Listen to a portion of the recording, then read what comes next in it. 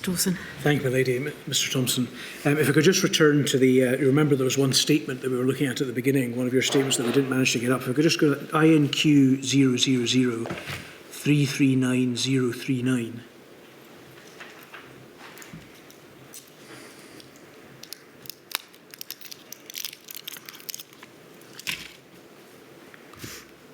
This is a statement dated the 6th of November. Is this I think falls into the category of one of the ones, Mr Thompson, that you drafted but was ultimately signed by your successor, is that correct? It was provided in draft by me. It was drafted on my behalf and I cleared it I commented on that draft. Understood. And can I just confirm with you that insofar as the statements were prepared by you, they remain true and accurate at this moment in time? That is correct. Thank you very much. If I could just return to a topic to which we've alluded a few times, Mr Thompson, but we haven't quite arrived at yet, which is the time period around about May of 2020. You've referred to this a few times in your evidence already, but it's a topic I was particularly interested in covering with you.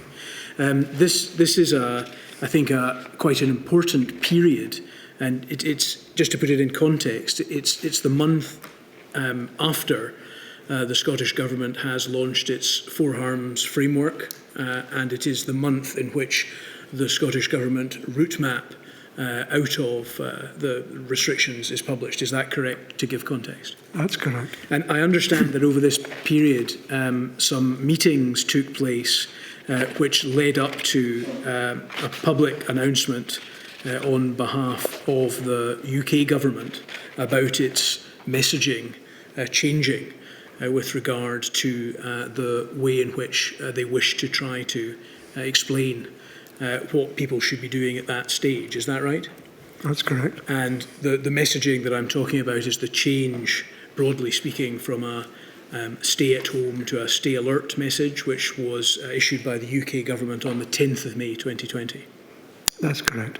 And I understand that there was a meeting which took place between the First Minister, former First Minister and former Prime Minister on the 7th of May to discuss the position with regard to the pandemic. Is that correct? My recollection is that it was a Four Nations meeting, so it was also attended by Mr Drakeford and by probably the First and Deputy First Ministers of Northern Ireland, so it was a Four Nations meeting rather than a bilateral. Indeed, but it was a meeting at which there was discussion between the former First Minister and the former Prime Minister about the approach that would be taken. You've very helpfully provided with some of your notebooks about which have your notes of various important junctures in the pandemic. Could we have a look at, please, INQ 000371228? Mr Dawson, while that's coming up, perhaps I could just say a word about my notebooks. Yes. Although I think you're about to show me a fairly detailed note of this conversation, that wasn't generally how I used them. Right. And I probably noted this particular meeting because I didn't have access to a computer or by... It may be that we don't have to look very carefully. There really just is an aide-memoire for you, Mr Thompson, because there's a few important points I'd like to take just to clarify exactly what was going on. I must admit that we struggled slightly with your handwriting. I wonder whether you ever considered a career in the medical profession. But it may be that we don't need to try to struggle with that today. If we can deal with this on the basis of some basic propositions, if I put them to you, and you can tell me, please disagree if I get it wrong, but I'm just trying to piece together the narrative. The position, I think, of the First Minister at this important juncture was broadly that she was concerned about some media reports which had suggested that the UK Government was going to drop its stay-at-home message, and that she was keen, and your notes to back this up, to try to impress upon others at the meeting, in particular the former Prime Minister, that she would not be prepared to drop that message for Scotland in light of the Scottish Government's interpretation of the threat. Is that broadly correct? That's exactly correct. And she in fact, I think that these notes suggest that you've noted her as saying something along the lines of stay at home is the foundational message. And in fact, she appears to have said that a change would be catastrophic. Yes, I don't have that page in front of me, but I recollect that she did say that, and I wrote that down. So that was that was her position, and it seems from the notes that she was attempting to try to convey that position forcefully to the Prime Minister. Exactly. And in your notes as well, and we do have other notes of this particular meeting which I think are consistent with this position, is that the Prime Minister, in response to this position being advanced by Nicola Sturgeon, was that he indicated that he totally understood that stay-at-home remained an important part of the message. Was that broadly your understanding of his position at that meeting? Yes, that is what he said. The First Minister was concerned that there was a gap between what he was saying there and I referred already to the headlines. I refreshed my memory on them. So I don't need to repeat that. I think she also said, and I wrote down, that the newspapers didn't make that up by themselves. So she was pointing to, you're saying one thing to me, but you're leading the newspapers to expect another thing. Indeed, I think there's a note to that effect that we were managed to make out, suggesting that the media wouldn't make that message up. So there must be some element of truth to it. And she was trying to ascertain whether that was in fact the UK government's position or not. Is that broadly correct? That's the case. And Mr. Drakeford said much the same thing. And it might actually have been he who said that, but she would have agreed with him. So Mr. Drakeford was struggling to understand with precision what the UK government's position on this important matter was as well. No, I think Mr. Drakeford and Ms. Sturgeon understood. They had a clear sense that the Prime Minister wanted to release restrictions. That wasn't quite what they heard him saying to them. They believed that he'd been leading the media to expect that was what would happen, I think, the following Monday. And they were both clear that in relation to the conditions and the epidemiology in Wales and Scotland, that was not the right thing to do. So they wanted to get confirmation from the Prime Minister of what he was going to do, and impress on him that I think both of those, but certainly Ms. Sturgeon, did not agree that that would be the right thing for Scotland at that time, and that would be a decision that she would make rather than he. Did you and the First Minister leave that meeting with the impression that the stay-at-home message would remain the position of the UK government at that time? Well, again, there was a gap here. The Prime Minister explained that his concern was that the UK government's message was actually stay at home unless you need to go to work, I paraphrase slightly. And he thought that too many people were interpreting that as just stay at home.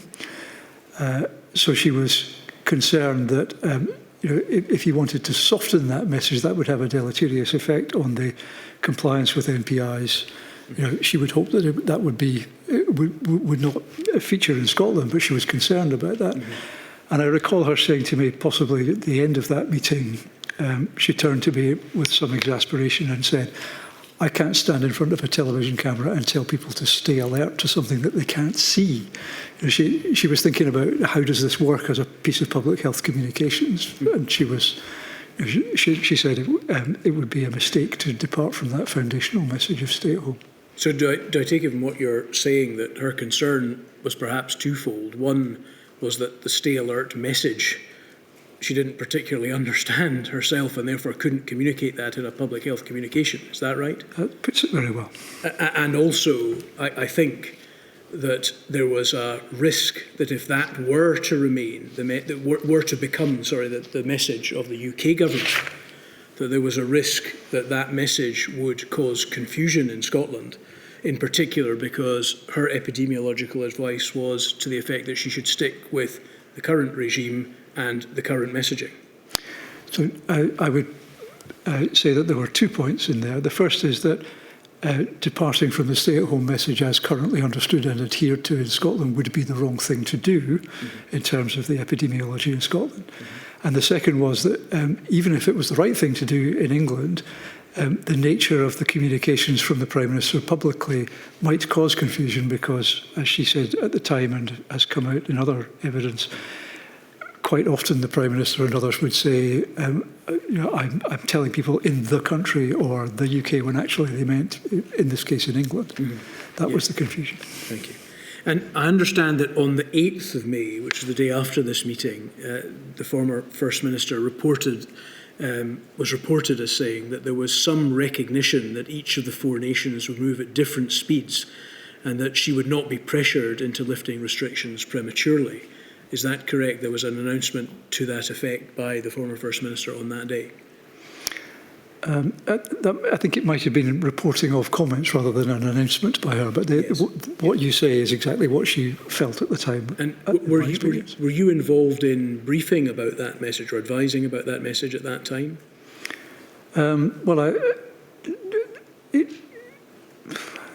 So the word briefing has a precise meaning within the civil service. So I didn't brief her on whether it was the right thing or the wrong thing. She gets that advice from my medical colleagues. But I was involved in discussions with her about, as part of my role, as I explained earlier, was to help her understand what was going on in the UK government. So I was part of those conversations about what is the UK government going to do, what's the right thing to do in Scotland, what's the interaction between these two things. Would it be correct to say that at that time there was a significant concern or apprehension that there was about to be a significant change in the approach being taken by the UK government and the Scottish government to the management of the pandemic? Yes. And I think that you sent an email to the First Minister, which is INQ 000222934. Let's look at that with you, please.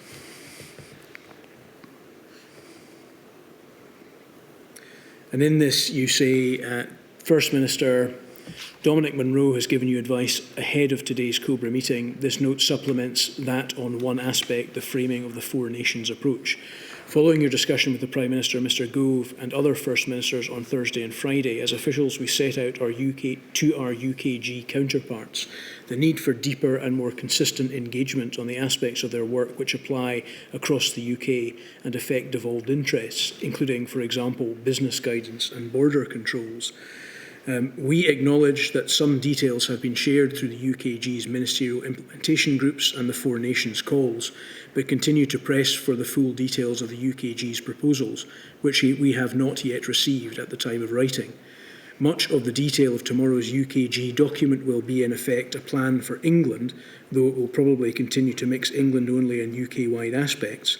We know that UKG officials are conscious of the risk of COBRA becoming mired in the detail.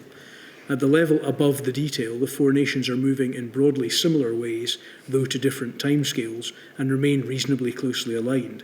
As you emphasised to the Prime Minister, however, each government is responsible and accountable for guidance and regulations within its own jurisdiction. You may wish to assess during and after COBRA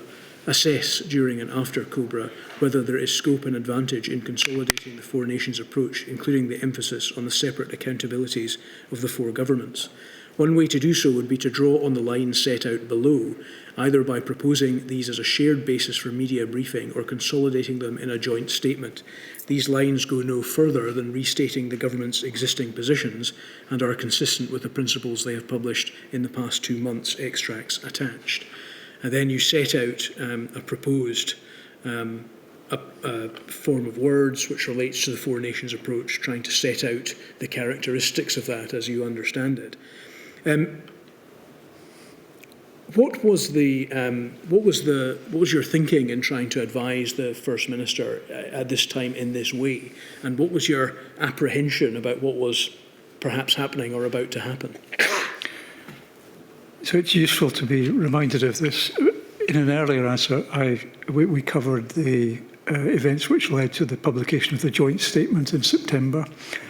I think this is in my mind as I wrote this was, is that the point we could get to? And you'll see that it took us from May to September to get to that point, which in the world of an epidemic is a very long time indeed. Mm-hmm. Why was I offering her advice of this kind?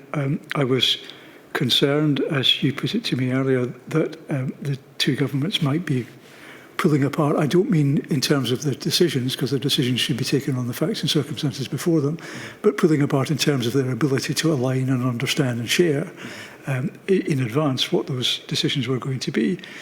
And what you see here is the product of conversations or exchanges with my counterparts, including in Wales and Northern Ireland, to say, I'm concerned about that. It would be good if COBRA could pull us back to where we, the devolves, think we need to be. And then I'm saying to the First Minister, you could draw on these lines. And I emphasise to her, because she'll be concerned about this, that I'm not proposing that she should cede decision-making about Scotland to the UK government, which would not be right. She would think, and I would agree. But I am saying there's an opportunity here to join up, and here's how you could propose that we do it. And I say, this doesn't actually go any further than each of those administrations has already said. It's just an opportunity to pull together and say, this is what we are all trying to do, which is protect our administrations and our people from the impacts of this terrible disease, which would be what you would want senior politicians to do. Did you feel, it seems from what you're suggesting here, that there was a need not for any innovation, but for there to be a reiteration of the Four Nations approach as you had understood it before that point? That's correct. And was that because you apprehended that there was about to be a departure from this approach? It was in part for that reason, but in part also because I could see that the decision-making for all the governments was going to become over the summer more complex. There's a reference elsewhere in evidence to the concept of the hammer and the dance. Now, if lockdown is the hammer, then the decisions about the fine grain of what restrictions you release and when it's safe to do so, and how you mitigate the other harms that those are doing, that's the dance. So decision-making for all these governments, and therefore the interaction between them, was becoming more complex. And just at that time, I was concerned that the bandwidth in the relationship, certainly at heads of government level and below it actually, was inadequate to good alignment given that challenge. And would it be fair to say that in advising the Scottish Government, it was important to bear in mind that the UK government would always have, because of the devolution settlement, control over aspects of pandemic management that would inevitably affect Scotland's strategy in fighting the virus? So you put that to me as that the UK government would have control over, and I'll answer that part and another part. There were certain aspects of pandemic management that were reserved. Incidentally, not borders controls in relation to public health, and we might come to that. But there certainly were some that were reserved, and the UK government had control of those, and that was relevant to the Scottish government's decision-making. Furlough would be an example. But there's also a concern in my mind at this point, and in the First Minister's, that the decisions that she is taking within devolved responsibilities are within the context of GB or the UK, where the UK government, in its role as, I'm putting this in quotes, the government of England, in other words, in its exercise of responsibilities which in Scotland are devolved, it's taking those decisions, and because of when the Prime Minister says something, it gets reported through the whole of the UK. That influences the environment in which she is, the former First Minister, is managing the pandemic. So there's both control, but also the interaction of messaging. I don't wish to diverge, but you mentioned something which is of interest to me, which is the question of border control. So if we could just deal with that, but come back to this narrative in a moment. The question of border controls is one which we found slightly difficult to comprehend. Is your position from the answer that you've given that border controls were effectively a matter under the control of the Scottish Government during the pandemic, as regards Scotland, of course? Well, forgive me if I dive into the detail. The detail is complicated, but to address Professor Kearney's word, I don't think it's blurry in relation to this matter, because the place where what is reserved is set out is Schedule 5 of the Scotland Act. And I should say that I was one of the people who contributed to the drafting of that at the time. And in Schedule 5, you will not find borders as a word appearing. What you will find reserved is immigration and nationality under Section 6B of the specific reservations, and you'll find the regulation of international trade reserved at paragraph 7 as part of the general reservation of foreign affairs. And what that means is that controls at the border in relation to immigration and nationality and regulation of trade, which is what most border controls are, those are reserved. And the administrative apparatus by which the UK government deals with that is within its control. But border controls in relation to public health are not reserved, therefore they are devolved, which is why the Scottish Parliament was able to pass an act, the Public Health, etc. Scotland Act of 2008, at which Section 94 sets out provisions for control international, it's called, but it includes the ability to make regulations which provide for what happens when a vehicle arrives at the border, including the ability to require that persons in that vehicle should quarantine. Now, those are the powers that were being used in relation to travel restrictions.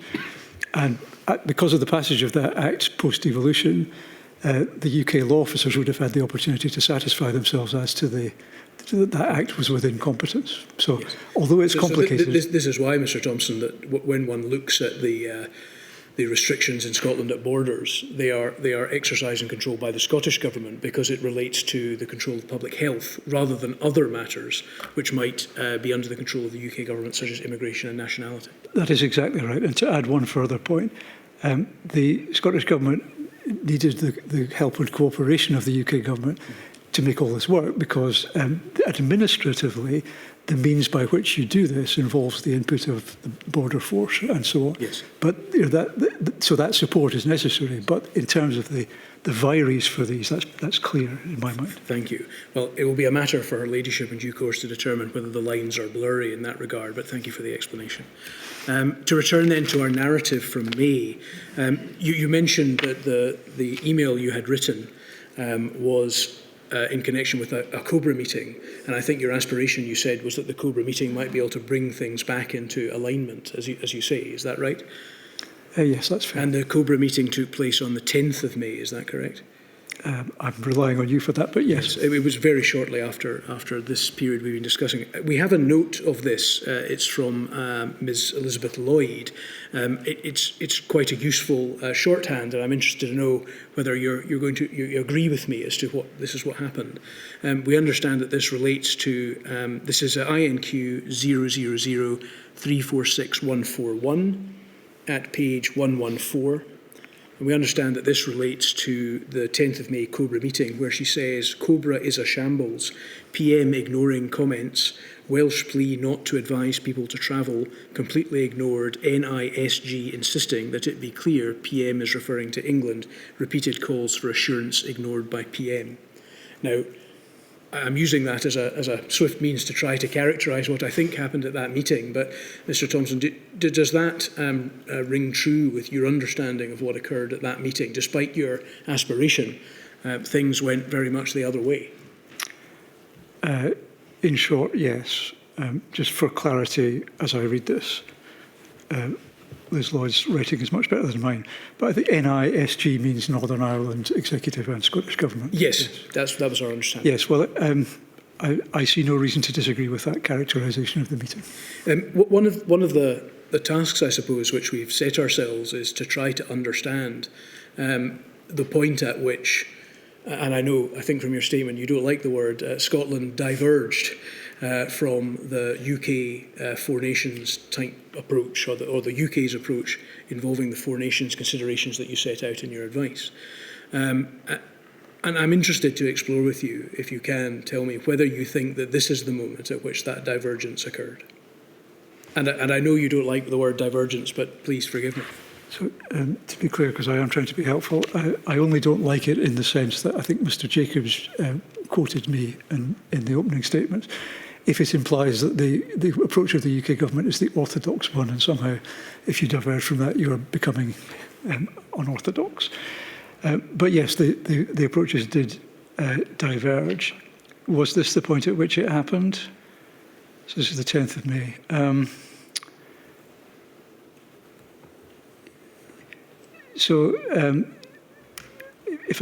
If I go back to, let's say, the 23rd of March and the stay-at-home decision, there's no divergence in that. And if I go forward from this point in time to October, when the levels and tier systems were introduced, there's definitely divergence by that point. So it happened somewhere in between those. I think it would be fair to say that in this meeting, you can see the start of that process. Because if you compare my advice that you showed me a moment ago with Ms Lloyd's description of the meeting, you can see that my aspiration for greater alignment was not being realised. To finish with one qualification of that, it wasn't a one-way, it wasn't a straight line deterioration, if I can put it that way. The quality of interaction did ebb and flow a bit, and it ebbed back in a bit in September, as you've seen. Mm-hmm. But I've also said that that took a long time, and time was not a thing we had. Thank you. There's one more matter I'd like to raise with you, please. There are a number of commentators who have suggested that in the Scottish Government's management of the pandemic was politicised in order to try to further the cause of independence. I'd be interested to hear your perspective on that criticism, which is held certainly by certain sectors of the Scottish public. So I've heard that criticism made in two forms. And the first is that the Scottish Government's attention or energy was in some way devoted to work on independence rather than work on COVID. I was also the Director General responsible for supporting our ministers on constitutional change. And as you can see, I hope from the materials in front of you, during this period, pretty much my entire attention was focused on COVID. And that which was not focused on COVID was focused on Brexit, which also has constitutional dimensions. So I don't agree with that. The second way I hear that criticism is that somehow in her decisions, the First Minister was seeking to show people, to make to be different for the sake of being different, to remind people that Scotland has the ability to take decisions on its own. And I also don't agree with that. I said earlier I didn't see any party politics on the part of any politician in the COBRA meetings. In all the advice that I gave the First Minister and all the exchanges I had with her about that advice, there was nothing of that sort present. Indeed, I couldn't give her advice in relation to party politics without breaching the Civil Service Code, which I did not do. And if I then turn to the substance of these decisions, well, first of all, these were not differences for the sake of being different. They were differences of substance in relation to the timing and the design and the application of NPIs and how you change that as vaccination comes through. This was serious decision-making with clinicians and epidemiologists and scientific advisors and other advisors in relation to economic policy and social policy. So there were real differences. And in this, Scotland was not the outlier, coming back to my dislike of the word divergence. It was quite often the case, as in these exchanges, I think, that two or more of the three default administrations were taking one view, and it was the Prime Minister and the UK government that was taking the different view. And then finally, I think that not just in the decisions, but also in the outcomes, there are substantial differences. And I think the inquiry has that before it in the expert evidence of Professors Hale and Diamond, where if you look at age-standardised mortality rates over the period, you see substantial differences in the outcomes of the pandemic in the four nations. And I think it's important to see these differences rather than not see them. And I'm not saying this to say the Scottish Government did well. None of us wanted this to be as it was. But I am saying there were real differences in the approach and in the outcomes, and we should all learn from all of that. And we can't do so if somehow the narrative of the pandemic is that we all ended up in the same place, or that the differences were just for the sake of it. That's, I think, in public policy terms, that would be a mistake. Is it the case that your position is that the Scottish Government's principal focus remained on managing the pandemic from January 2020 to April 2022? The only other focus... sorry, give me the dates again. It's just the period of our scope, Mr. Johnson, January 2020 to April 2022. So to give you as precise an answer as I can, it was not the only focus. And the two other focal points I would give you would be, first of all, Brexit, because you'll remember that during the pandemic period, the UK was preparing for the possibility of a no-deal Brexit, which involved significant work and attention within the Scottish Government. And then secondly, I would say that during this period, the focus of the Scottish Government began to move, particularly after the May 21 election, from the response to the pandemic to the concept and the operationalisation of this concept of COVID recovery, and that's reflected in the changes to ministerial titles and roles after that election. Thank you. Could I ask you to look, please, briefly at INQ 000214408?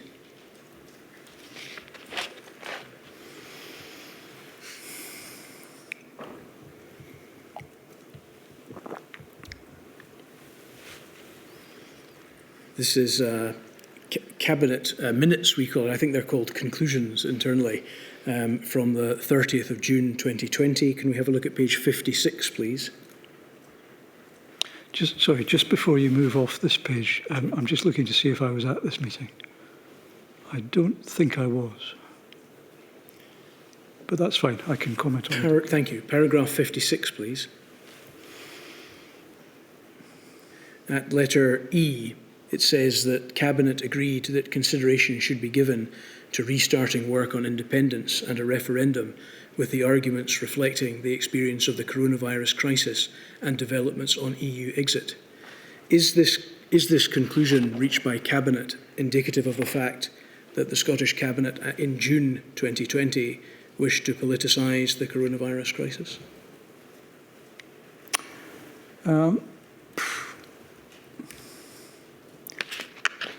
I'm reading the wording carefully. Consideration should be given to restarting work. So we would then have, I think there was a set of... It's the second half of the sentence I think I'm focusing on, Mr Thompson, with the arguments reflecting the experience of the coronavirus crisis. It's helpful to be reminded of that. So that runs slightly contrary to what I said in my previous answer. I do acknowledge that. My previous answer was in terms of, I was thinking of what was my focus on, what was the Scottish Government's focus on, what were my team's focus on. The constitutional work at the time, just to give you a bit of context, had been paused, I think I'm right in saying. Yes, I think it was Mr Russell had done that at the beginning. Yes, he had. And as we moved out of the lockdown restrictions, more of the ordinary business of the Scottish Government began to resume, including this bit. I don't think that this might account for the differences between this and my earlier answer. I don't think I gave significant time to that, but some of my team who, for example, had been moved from that independence work into work such as travel restrictions might then have resumed work on this because we had been able to adapt our structures and put more people into a team who would take forward travel restrictions further on. One further document, and this I think will be the last, Mr Thompson, INQ 000371228. I'm afraid we're returning to your notebooks. Page 50, please.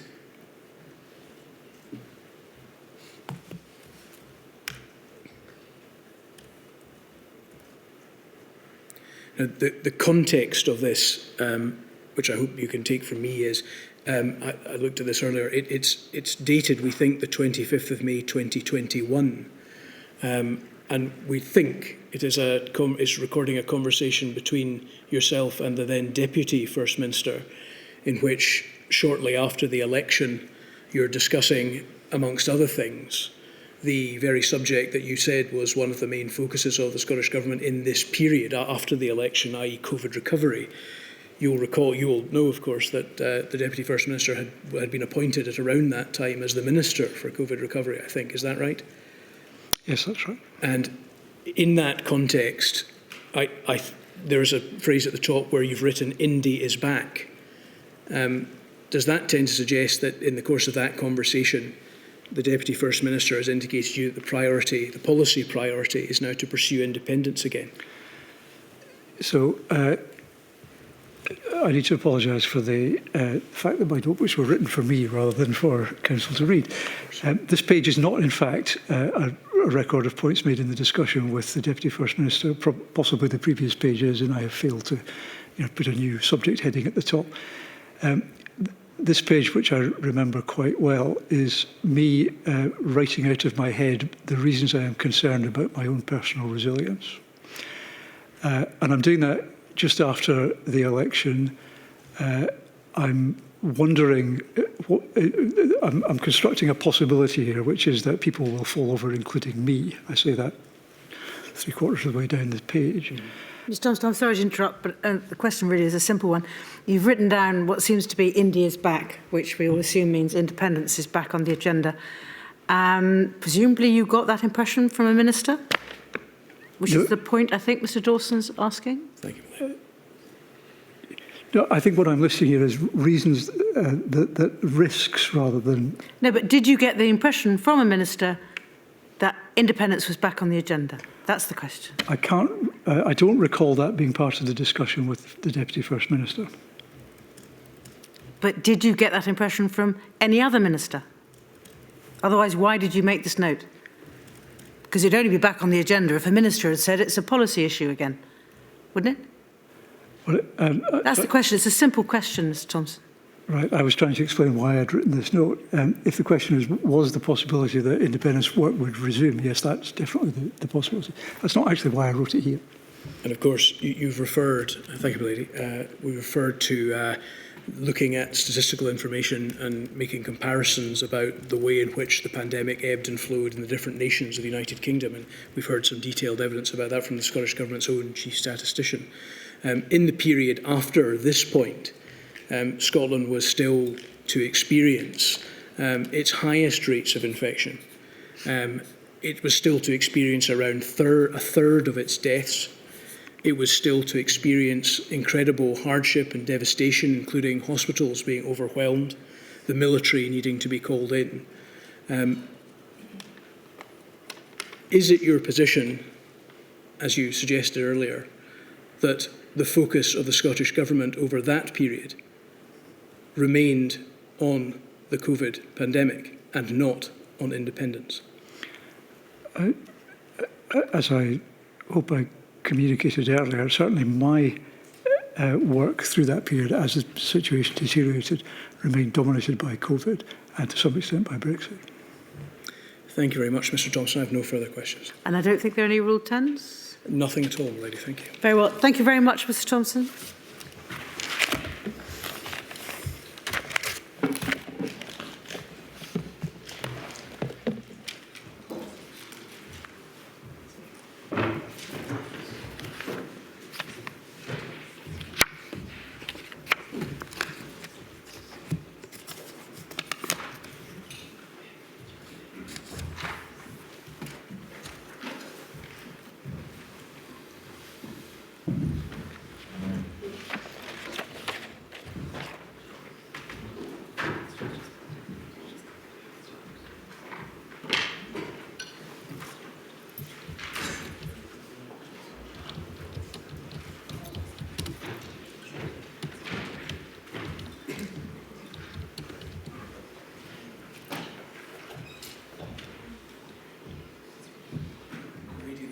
Two witnesses who will be giving us together are Dr Jim McMenamin and Professor Nick Finn.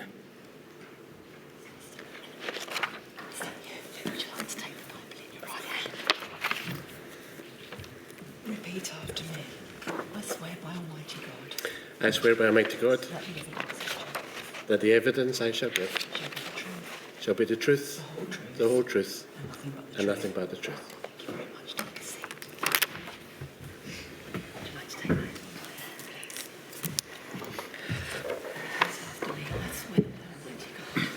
I swear by Almighty God that the evidence I shall give that the evidence I shall give shall be the truth, the whole truth, and nothing but the truth. and nothing but the truth. Thank you very much. Take a seat. Thank you. Thank you very much. This is the second occasion on which we've had two people give evidence together. I will, as I endeavoured the first time, attempt to direct my questions as best I can, but would be very interested to hear perspectives from both of you. So if there are observations you wish to make on questions I've addressed to the other, please indicate, and I'd be very happy to hear from you on those matters too. You are Dr Jim McMenamin. Yes, that's right. And you are Professor Nick Finn. That's correct. And I understand that you both have provided a number of statements to the inquiry. In particular, Dr McMenamin, you have provided a witness statement under inquiry number INQ 000360968. And the statement is dated the 29th of November 2023. Is that your statement? Yes. And does the statement remain true and accurate as at this date? Yes, it is. And Professor Finn, you have also provided a statement to us very helpfully. It's dated the 6th of November 2023 under INQ 000339576. Is that your statement? That is. And do the contents of that statement remain true and accurate? They do. As I understand it, having been briefed by your representatives, you were involved, Professor Finn, in the compilation of some corporate statements which were helpfully given to the inquiry on behalf of Public Health Scotland. Is that correct? That's correct. And they are INQ 000300280, a statement dated the 2nd of October 2023, and a supplemental statement dated INQ 000361394, dated the 23rd of October 2023, and a further PHS chronology dated INQ 000176685. You contributed to the compilation of these documents, as I understand it, although it was along with others, as I understand. That's correct, yes. And do these remain true and accurate to the best of your knowledge and belief as at this date? They do. And just to understand your respective roles here, you've both therefore provided individual witness statements to the inquiry. And Dr McMenamin, I intend to ask you questions predominantly relating to your own personal experience of the pandemic. But insofar as it's relevant to discuss PHS's corporate position, I think, Professor Finn, you're able to answer questions as best you can. Is that roughly correct? That'll be, yes, that's the case. And Dr McMenamin, that's correct as far as your position is concerned. You were not, as I understand it, involved in the creation of the corporate materials, but you have very helpfully provided what is in fact a very lengthy personal statement, and you can speak to that. Yes, that's right. Thank you very much indeed. So to start with you, Dr McMenamin, I understand you are a consultant epidemiologist, is that correct? Yes. And that you are the head of Health Protection Infection Services, is that right? Yes. And that you were the Public Health Scotland COVID-19 Strategic Incident Director, is that correct? Yes, that's correct. And you have been the strategic lead for the respiratory team within PHS or its predecessors for the past 19 years? Yes, that's right. And you were, as I understand it, during the course of the pandemic, a chair of a body which we'll come on to called the National Incident Management Team. Yes, that's correct. And you sat on a number of different bodies which provided advice to government, both UK government and the Scottish government, including SAGE, Yes. Nerve Tag, Yes. and the Scottish Government COVID Advisory Group, Yes, that's correct. amongst others. And when the pandemic struck, Dr McMenamin, you acquired the role of Public, Health Protection Scotland COVID-19 Strategic Incident Director. What did that particular role entail?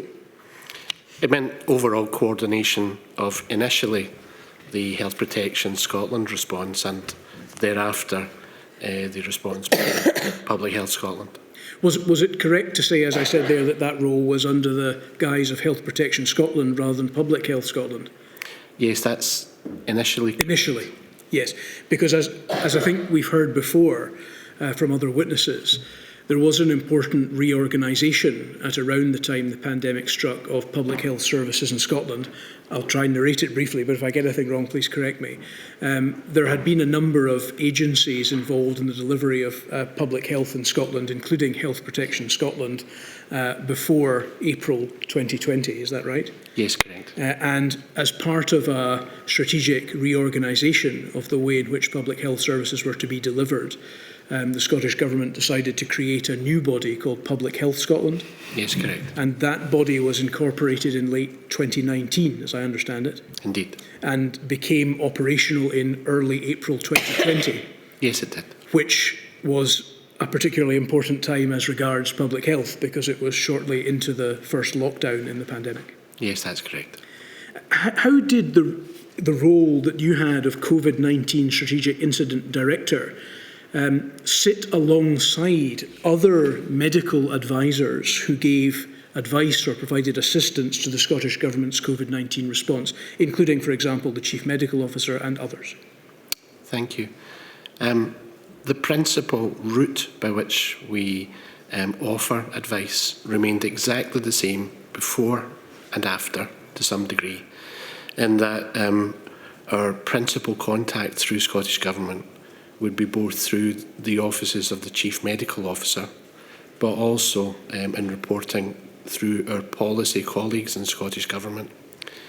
The only additional reporting requirement that changed as of the 1st of April became that the co-sponsorship arrangement that we had for who we would report to meant that corporately, that in addition to Scottish Government, there was also the involvement of our local authority colleagues and the body COSLA and Solace that were then a part and parcel of that combined reporting that we often did. We'll come on to some more detail relating to the National Incident Management Team, of which you were chair in a moment, Dr McMenamin. But I'm interested to know, around that time at the beginning of the pandemic, there must have been a clamour on the part of the Scottish Government for medical advice as to how they would handle the crisis. Did you find, from your perspective, and you've just explained how it fitted in with others, that the medical advisory systems at that crucial time provided clarity as to who it was that was to give the ministers who required it the ultimate medical advice? Or was there a confusion, perhaps, of medical voices? I certainly don't recall there being any confusion of medical voices, but rather a clear reporting arrangement where we were able to have an open door effectively to any urgent contact with the Chief Medical Officer, and that we had the opportunity through our Scottish Government policy colleagues to maintain the relationship with Scottish Government. And that was a very close working relationship that we had really from the first moments in January when we identified there's something not quite right happening in China, all the way through to the announcements by Scottish Government of the arrangements that were to be put in place for the emergency powers that Scottish Government would enact to support the response in Scotland. Thank you. Could I just ask you some details about your background, Professor Finn? I understand that you joined Public Health Scotland as Director of Public Health Service on the 6th of January 2021. Is that right? That's correct, yes. And in that role, you were charged, along with others, with, as I said, not only preparing the corporate response, but collating together information to be able to respond to our questions as directed towards PHS. Is that right? Yes. And presumably that involved consultation with others, because you yourself had arrived at PHS during the course of the pandemic. That's correct. And yes. so, insofar as we are asking you questions, we have to understand that for the first half, if you like, of the pandemic, you were not personally part of Public Health Scotland. Is that right? Yes, and if there are questions I think might be useful, I can involve my colleague. I'm very much obliged. And before that, I understand that you were the Director of the Centre for Infectious Diseases Surveillance and Control at Colindale. Yes, for 3.5 years I was the interim director. I then became Deputy Director for the National Infection Service within Public Health England, and part of that was dealing with emerging infections, etc. So my initial involvement, therefore, was I convened the first national the IMT in London within, I think, 4 or 5 days of us getting news of the developments in China. So in the early part of the pandemic, before the role you took up with PHS, you were working within Public Health England. That's correct. And as a result, in your witness statement, you've been able to provide us with a number of interesting perspectives about the way in which things were approached differently in the two nations. That's correct, yes. Thank you. Could I just, we've heard some evidence from one of your colleagues in PHS, Mr. Heald, already. And so we've covered some of the functions, in particular the data side of things. But I wonder if we might just summarise what the role of PHS is and was. I would attempt to summarise it along these lines, that during the course of the pandemic, PHS received policy decisions from the Scottish Government and assisted with the medical side, providing advice on the medical side of those. Is that correct? Yes, I mean medical, but also epidemiological, Yes. Statistical and other aspects. And it also had a role in issuing advice in the other direction, if you like, towards hospitals and the public and other organisations that might wish to receive advice about the policy of the government at the time. Yes, I think a key role was trying to translate some of those policy directions and aspirations into something that could be used by external organisations. So in effect, PHS was providing data and advice upstream towards the Scottish Government, but also it was providing it downstream towards institutions, organisations and the public. That's correct, yes. And as we've heard from Mr. Heald, an important part of that role was that PHS obtained, analysed and published data relating to the pandemic, which was used both by the Scottish Government in its assessment of the threat, but also by the public. That's right. And we've heard a good deal about that already from Mr. Halliday and Mr. Heald. Did the nature of the role of HPS or PHS in any of these capacities change during the pandemic, or did it remain as that? From my perspective, bearing in mind, as I say, I came in 2021, I can't comment what it was like before then, but from 21 onwards, I would say that the role was pretty much unchanged. We continue to provide that advice, translate it into operational, if you like, guidance, and provide intelligence and insight where appropriate. And Dr. McMenamin, you may be able to assist with this as well. As far as the way that advice was commissioned from HPS or subsequently PHS was concerned from Scottish Government, how was that advice commissioned? Was it advice that was offered, or was it specifically requested? How would that advisory function work? I think it would be fair to say that there was a mixture of different approaches that allowed advice and guidance to be offered, either through recognition, because it was fairly obvious that we would need to support our NHS board and local authority colleagues in the investigation and management of cases. But in particular, once we reached the first cases being reported in Scotland, and our Scottish Government colleagues increasingly moving towards a stepping up of their response on behalf of government, and ultimately the emergency powers that were then enacted to support that.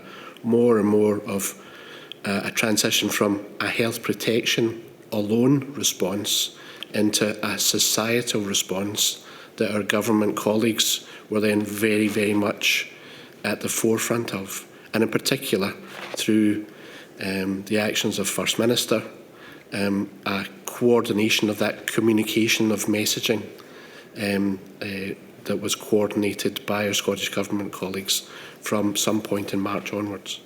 Okay. Because obviously, as we discussed with Mr. Heald and Mr. Halliday, there would be a situation where data was available upon which decisions might be made about the best thing to do to manage the pandemic, which would emanate from PHS, and that PHS data would form a subset of the entirety of the information available to the Scottish Government. Indeed. What I'm interested in exploring is the extent to which PHS would form its own views based on its data, one assumes, about what to do, and the Scottish Government would make its mind up or take advice separately, or whether that was a collaborative exercise?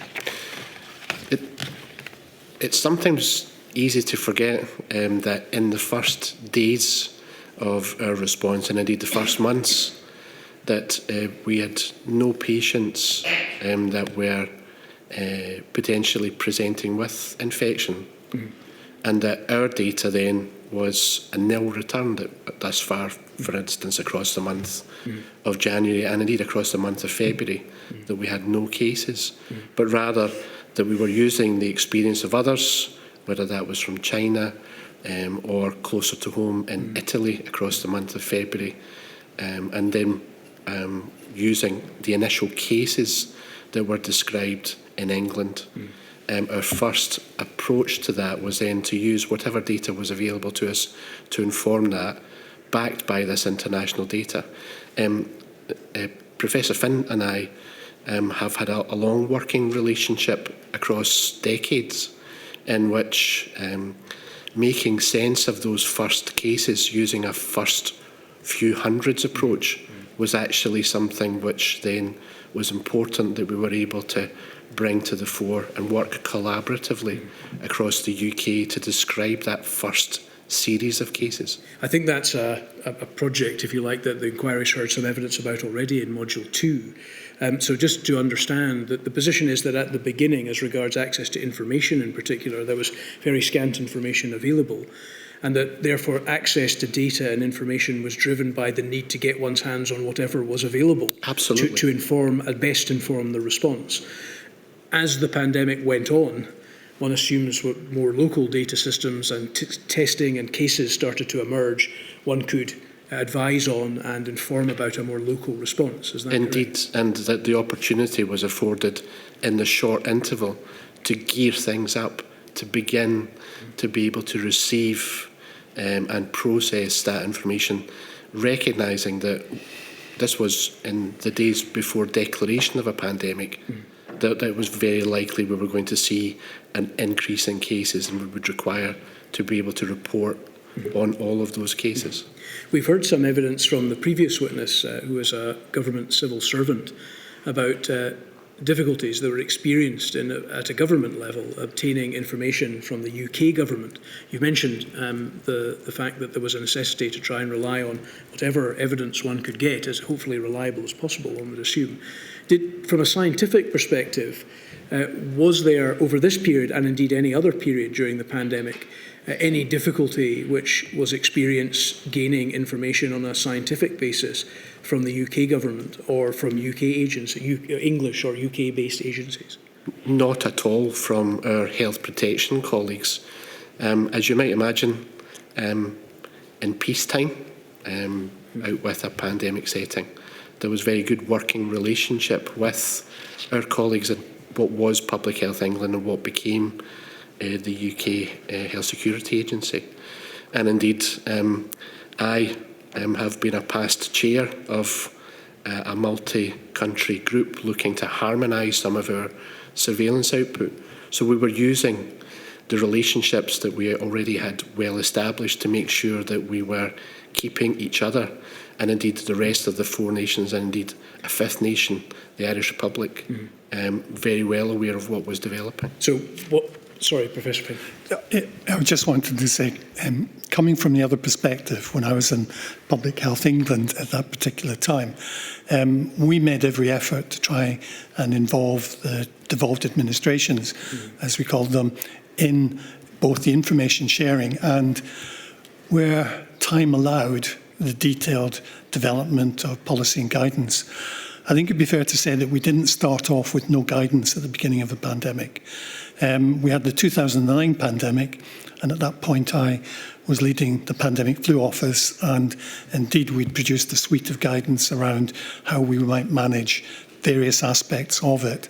So it was a case of getting that guidance out, dusting it off, looking at what we now knew about COVID, and seeing how we could adapt that existing guidance and use it in a rapid and helpful way with the response that that potentially we could anticipate. Thank you. So our leadership will decide upon this in due course, but whatever the position as regards governmental information sharing or relations from a scientific perspective from both ends, your evidence is that that worked as well as one could expect. Yes. And I wonder if I could take you, in relation to this initial period, Dr. McMenamin, to paragraph 14.18 of your witness statement.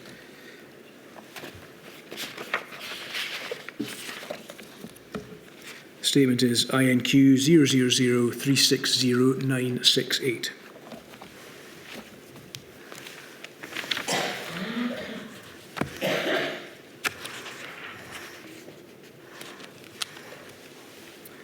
We asked you some questions about this early period, in which you've helpfully responded to in your statement. You say that early in the response, HPS moved on to an emergency footing and instituted their emergency response plan. Sustaining the response over the initial short period of months significantly taxed the capability of HPS to near breaking point, despite the best efforts of our parent organisation, National Service Scotland, and the able assistance provided by our ARHAI colleagues. Could you tell us, first of all, which time period you're referring to? So our immediate response across the months of January, February and March. And you say there that this is obviously the period before the beginning of April PHS comes into existence. Yes. We're still talking about HPS. That the position at that stage had stretched HPS to near breaking point. Can you tell us what you meant by that? I am indebted and will be forever indebted to just exactly how much and how wholeheartedly all of our staff threw themselves at addressing all of the issues of the day. It has become commonplace, I think, that you've seen in some of the responses that it became common, regrettably, that colleagues were working 12 to 14-hour days for 7 days a week and not necessarily having much in the way of opportunity for any downtime. Mm-hmm. So that continued sustained effort over an initial period that didn't start with a lockdown, but rather started in January, was a significant effort by all of those staff. That meant then for all of my colleagues then, I can offer nothing but thanks for all of the effort that they expended. Could you just assist us with the acronym ARHAI? So antimicrobial resistance and healthcare associated infection is the acronym. I hope that the provision of the glossary in my own statement was then useful for that purpose to help anyone who might be reading that. Yes, thank you. Those colleagues were part of our parent Health Protection Scotland organisation, but remained with our NSS colleagues at the creation of Public Health Scotland. So we'll get onto that in a moment, but I was just keen to try to understand what the role of that particular body was. In particular, what was it doing specifically in the pandemic response and the process you've described over those early few months? Thank you. Their principal role throughout this and the continued role that they had across the pandemic was in the provision of infection prevention and control advice for all of the NHS in Scotland. Okay. And I'd like to ask you a few questions about the reorganisation. You've both given us, in your statements, helpful explanations of that. But broadly speaking, as I think you've alluded to, there was a reorganisation which meant a number of the public health functions, which had previously been HPS, moved to PHS. But one of the notable things that did not move was this ARHAI part of the operation, which stayed administratively within the ambit of National Services Scotland. Is yes. that correct? Can I ask you whether, given the role that you have stated was played, an important role by your ARHAI colleagues, that administrative separation between the two wings, if you like, of this public health response, or two of the wings. Whether that caused difficulty when the separation happened, because previously you were administratively together and you moved to being administratively apart. So this might be considered akin to the most painless separation or divorce that I've ever experienced, because our colleagues continued on a day-to-day basis to work with us night and day to be able to deliver what we needed to do. So in those early days, certainly, and that first year of April 2020 to March 2021 was actually something which was barely visible to any external agency, let alone an internal one. We continued to rely on each other to assist in the delivery of the things that we did. But both parts, if you like, if I can describe it as that, played an essential role Absolutely. over that period. I think Absolutely. you recognise that in your statement. Yes. Professor Finn, you, in your witness statement, INQ 000339576, at paragraph 11.1.2,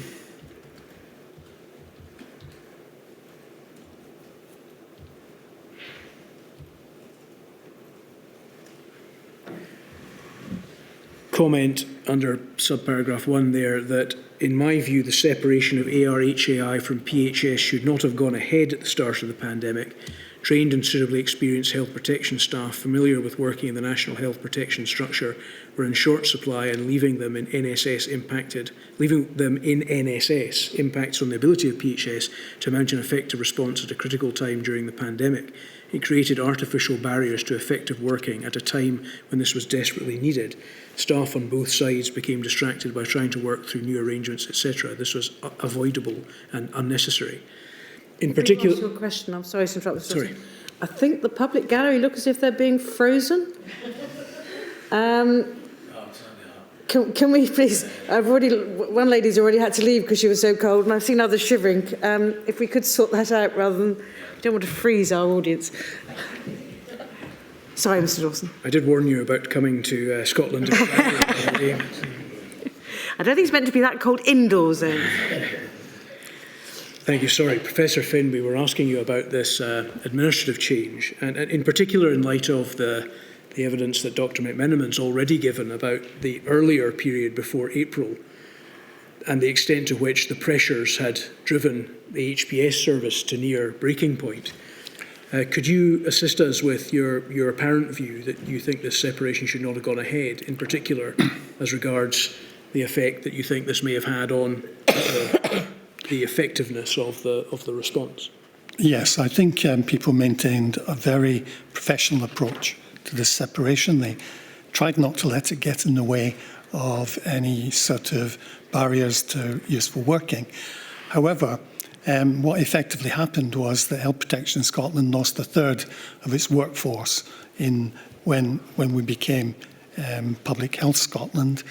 And over the period of the pandemic, we found ourselves going after the same groups of staff. So we were advertising to fill posts, and indeed there was movement from RHI, as we describe ARHAI, to Public Health Scotland, and from Public Health Scotland to RHI, which I don't think was helpful. I think a decision to defer that would have been useful at the time. And indeed, there is a consultation ongoing at the moment, which Public Health as a corporate body will be contributing to, and we will await the outcome. What I'm expressing there, I think, is a personal view based on my experience of working in health protection over many years, and the RHI equivalent in Public Health England working extremely well within Public Health England. So again, this is a professional perspective. Because one of the things that the inquiry is, of course, interested in is the extent to which it might make recommendations to try and make response in any future pandemic better, and I'm sure you are both also engaged in that process regularly. And it did occur to us on reading these comments and others that this administrative separation, which of course had been pre-planned many months before and no one knew there would be a pandemic, would be something perhaps that we might consider as being something that would improve any future response. Would you agree with that, Professor?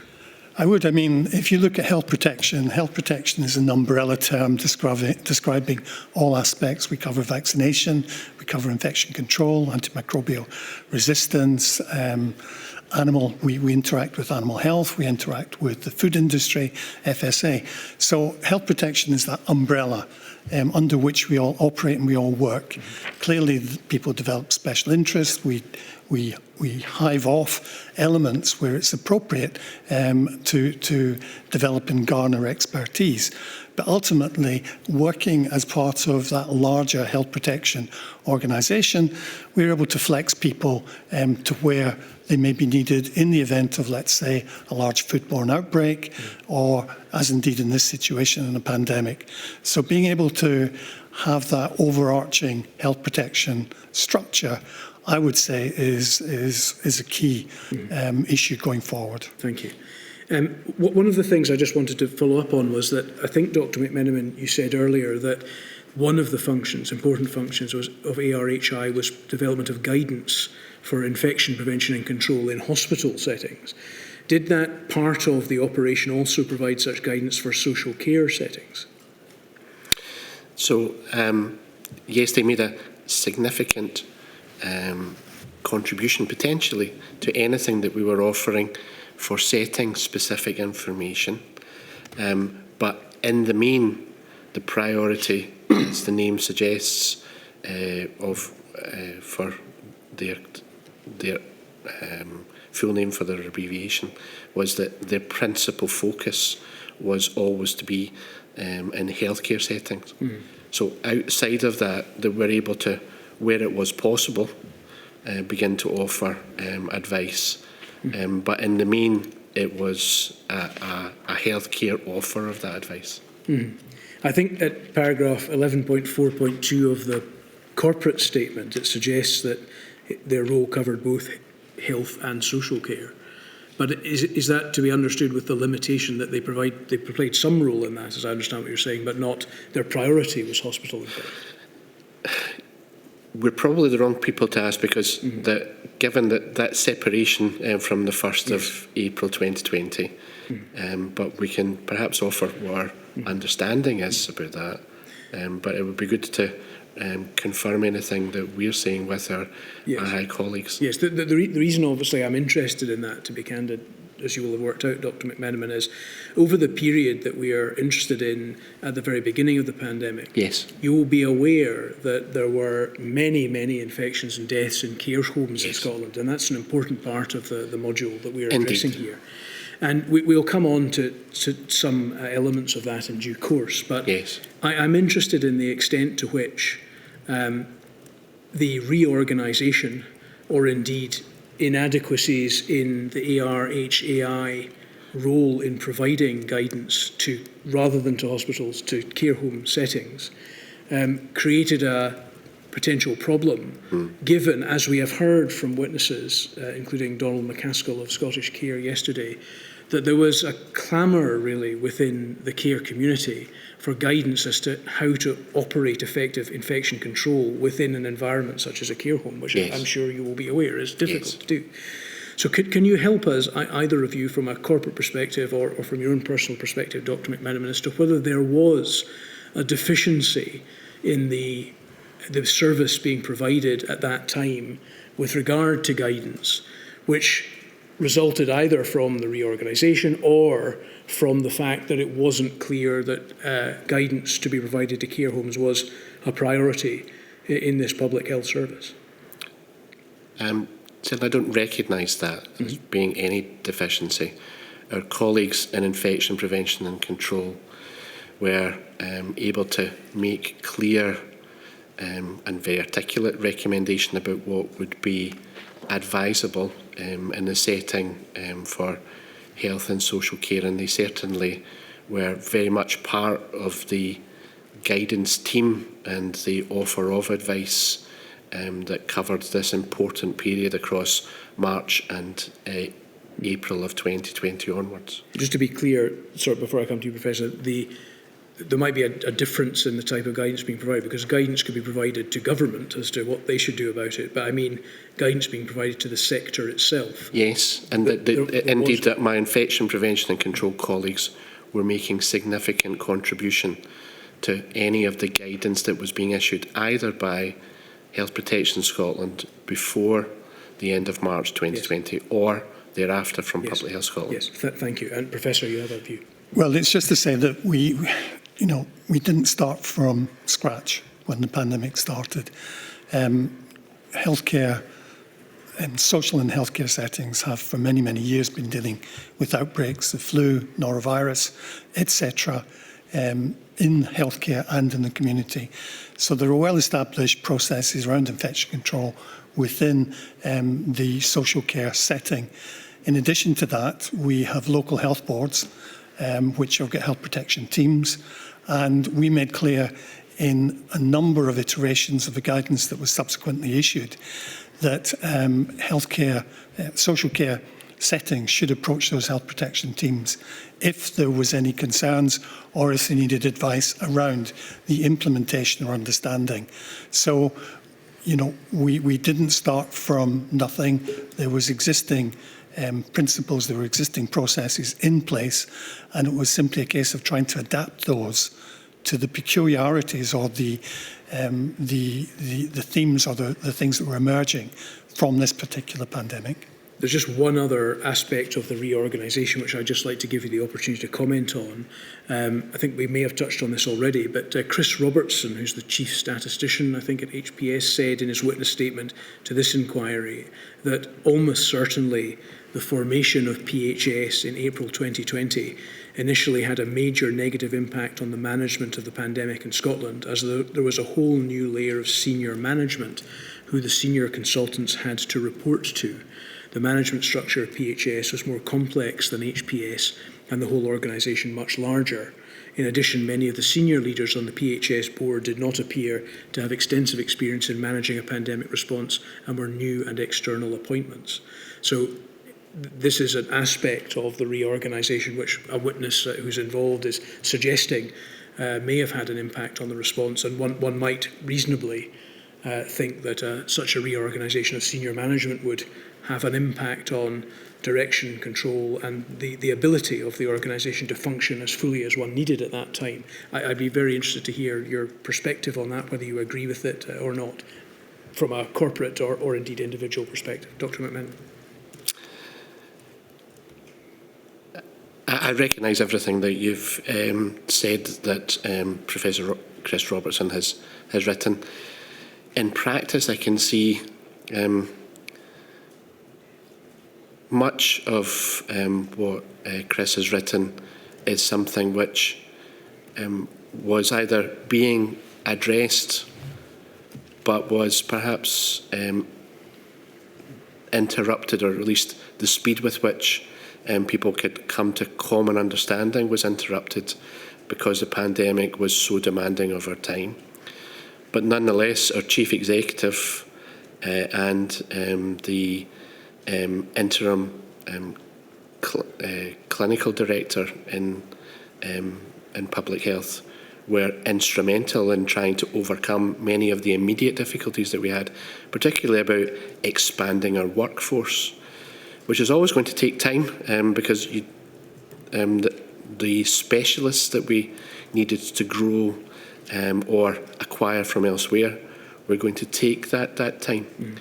It's certainly unfortunate about the timing of the creation of the organisation, but nonetheless important that we went ahead with that, and that as we pulled together as the teams across all of those organisations coming together, we had very, very good buy-in from all of those team members. So at a practical level, we could see the immediate benefits of having increased access to the same workforce who had joined us from NSS, who were part of an original organisation, Information Services Division, but also some of the expertise that our colleagues from Health Scotland were bringing to this. And in particular, and if opportunity arises in the discussion, to talk about inequalities. Their great experience was going to be very, very helpful over those coming months as we began to look at that. Thank you. I would like to just say to you, Dr. McMenamin, that my question doesn't seek to imply any criticism in any way. This was a pre-planned reorganisation which came at a really extremely unfortunate time. It is part of our remit, however, to explore as a matter of fact whether that reorganisation did impact upon the response which this important organisation could provide and support and advice that it obviously was called upon to do. Do you think overall that it did as a matter of fact, without suggesting any culpability or anything of that sort? It certainly may have affected some of our initial work, but work before PHS was formed had already been enabled by the appointment of a chief executive who was working in the background to make sure that that transition could be as smooth as possible. But I certainly could not disagree with you that was challenging, because we had to expend time and energy that otherwise we wouldn't have had to, with getting to know new colleagues who were going to be instrumental in helping us do things. Thank you, Dr. McMenamin. Professor? Yeah, from a corporate perspective, although not around at the time, I worked extremely closely with Chief Exec and my other colleagues from January 2021 onwards. Looking through and talking to them, it was very clear that there was a recognition they were new to this, and therefore they followed almost to the letter the advice that Jim and his team was giving them about what was needed, what resources needed to be deployed. And I saw nothing to suggest that there was any reticence about moving people in to support it. So it's not something I recognise, in the sense that PHS actually provided greater flexibility. There were more resources to pull on, albeit not trained specifically in health protection, but everyone made a contribution, and I would say that the establishment of that team across the wider remit actually helped bolster the response. And as I say, I saw nothing to indicate that the advice about how it should be structured, how it should be resourced, was ever rejected, and in fact it was supported as best was possible at the time. Thank you, Professor. With my apologies for overrunning, lady, that would be a No, not at all. break. People probably don't know as yet. We may have to sit a little later tonight, so I shall return we'll have a slightly shorter break in case we need to have another break later. And I shall return at 3:20. And by the looks of it, we're not freezing members of the public gallery anymore. Good.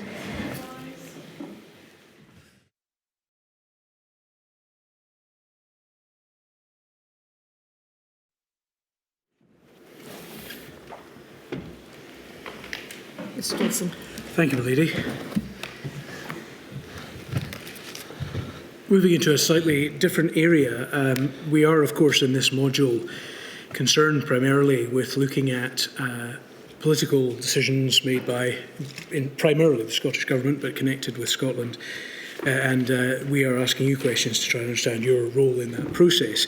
In your report, Professor Finn, you say at paragraph 1.4.4, the report is INQ 000339576, 1.4.4, where you say, in reading from roughly the middle, PHS had therefore minimal opportunities to provide ministers with a first-hand account of the thoughts of senior staff in PHS or make them aware of the practical implications of policy decisions.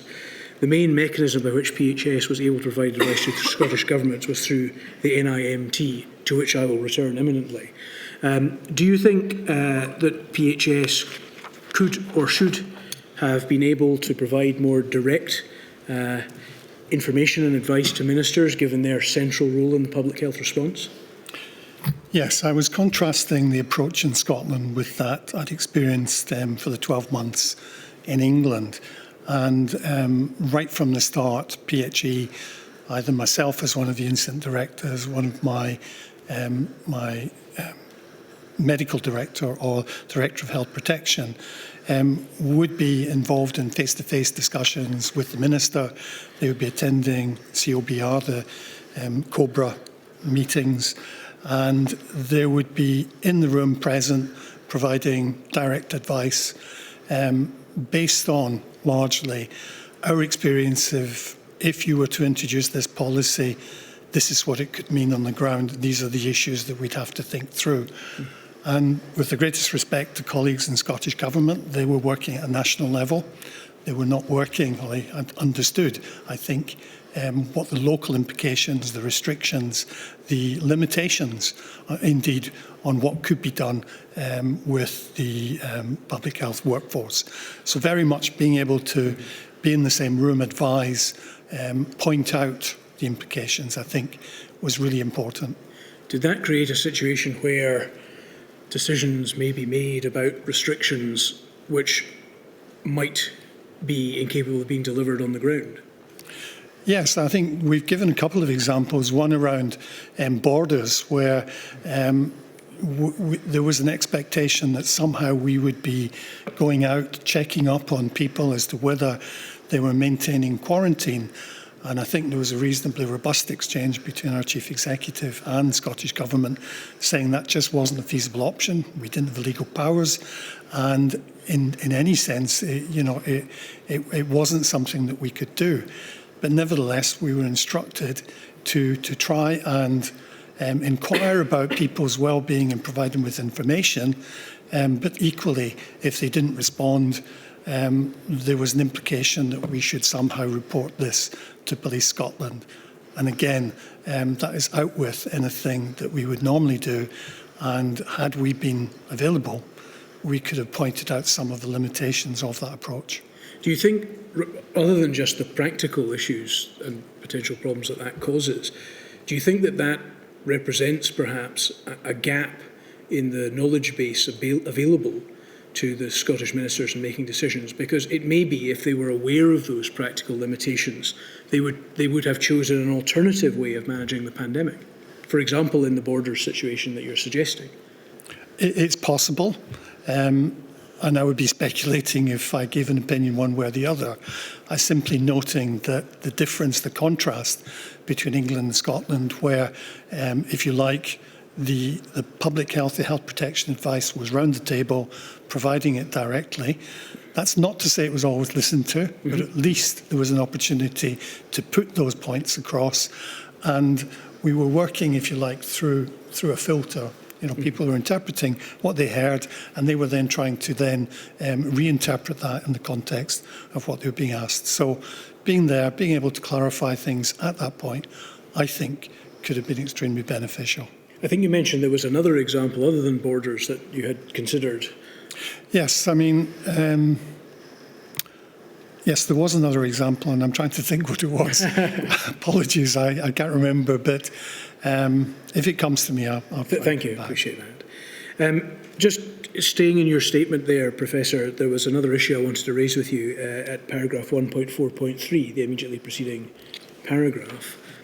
You note that some of the challenges faced by those responding to the pandemic included the need for definitions used for certain key data items, their significance and the frequency of reporting to change over the course of the pandemic. And I think you highlight there, without going through all of the text, that there was an issue in this regard where PHS had suggested that a definition relating to deaths, mortality figures, would appropriately be changed in order to try to maximise accuracy. But that proposal was refused by the Scottish Government because they had become used to the way in which the definition had operated up to that point. Can you add anything to that? Well, yes, I mean, that was one example you've given. Another example was in relation to our definition of a patient in hospital with COVID, which was the definition that had been used was 28 days. So that was then used to understand who was occupying beds in hospital.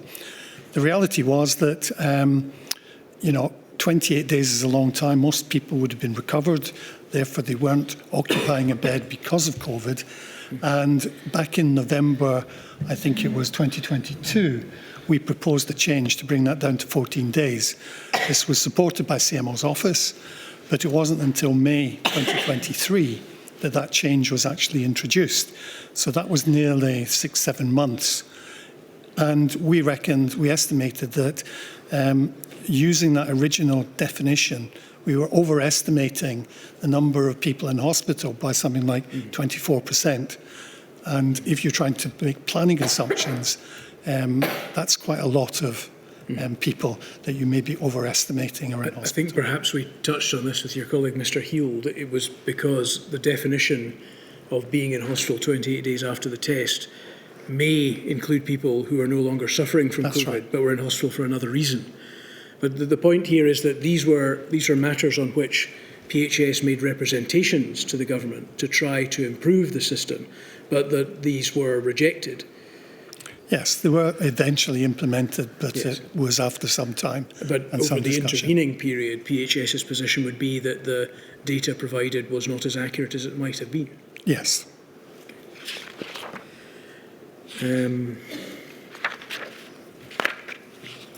I wonder if I might then move to the NIMT, and I think Dr. McMenamin, in relation to this, you are the chair of this body. The PHS corporate statement states that HPS set up a national incident management team that met for the first time on the 13th of January 2020. The composition of the NIMT was dynamic and adapted to the evolving response to the pandemic. NIMT members include local health board directors of public health, Scottish Government policy and analytical advisors, the CMO, and representatives from local government and PHS teams. Attendees changed over time between the initial set-up in January 2020 to the formalisation of the group and the agreement of the terms of reference in September 2020. Was the NIMT a body that was created simply to deal with the COVID crisis, or was it a concept that could be brought together to deal with an emergency of the nature of the COVID crisis, the idea of which already existed?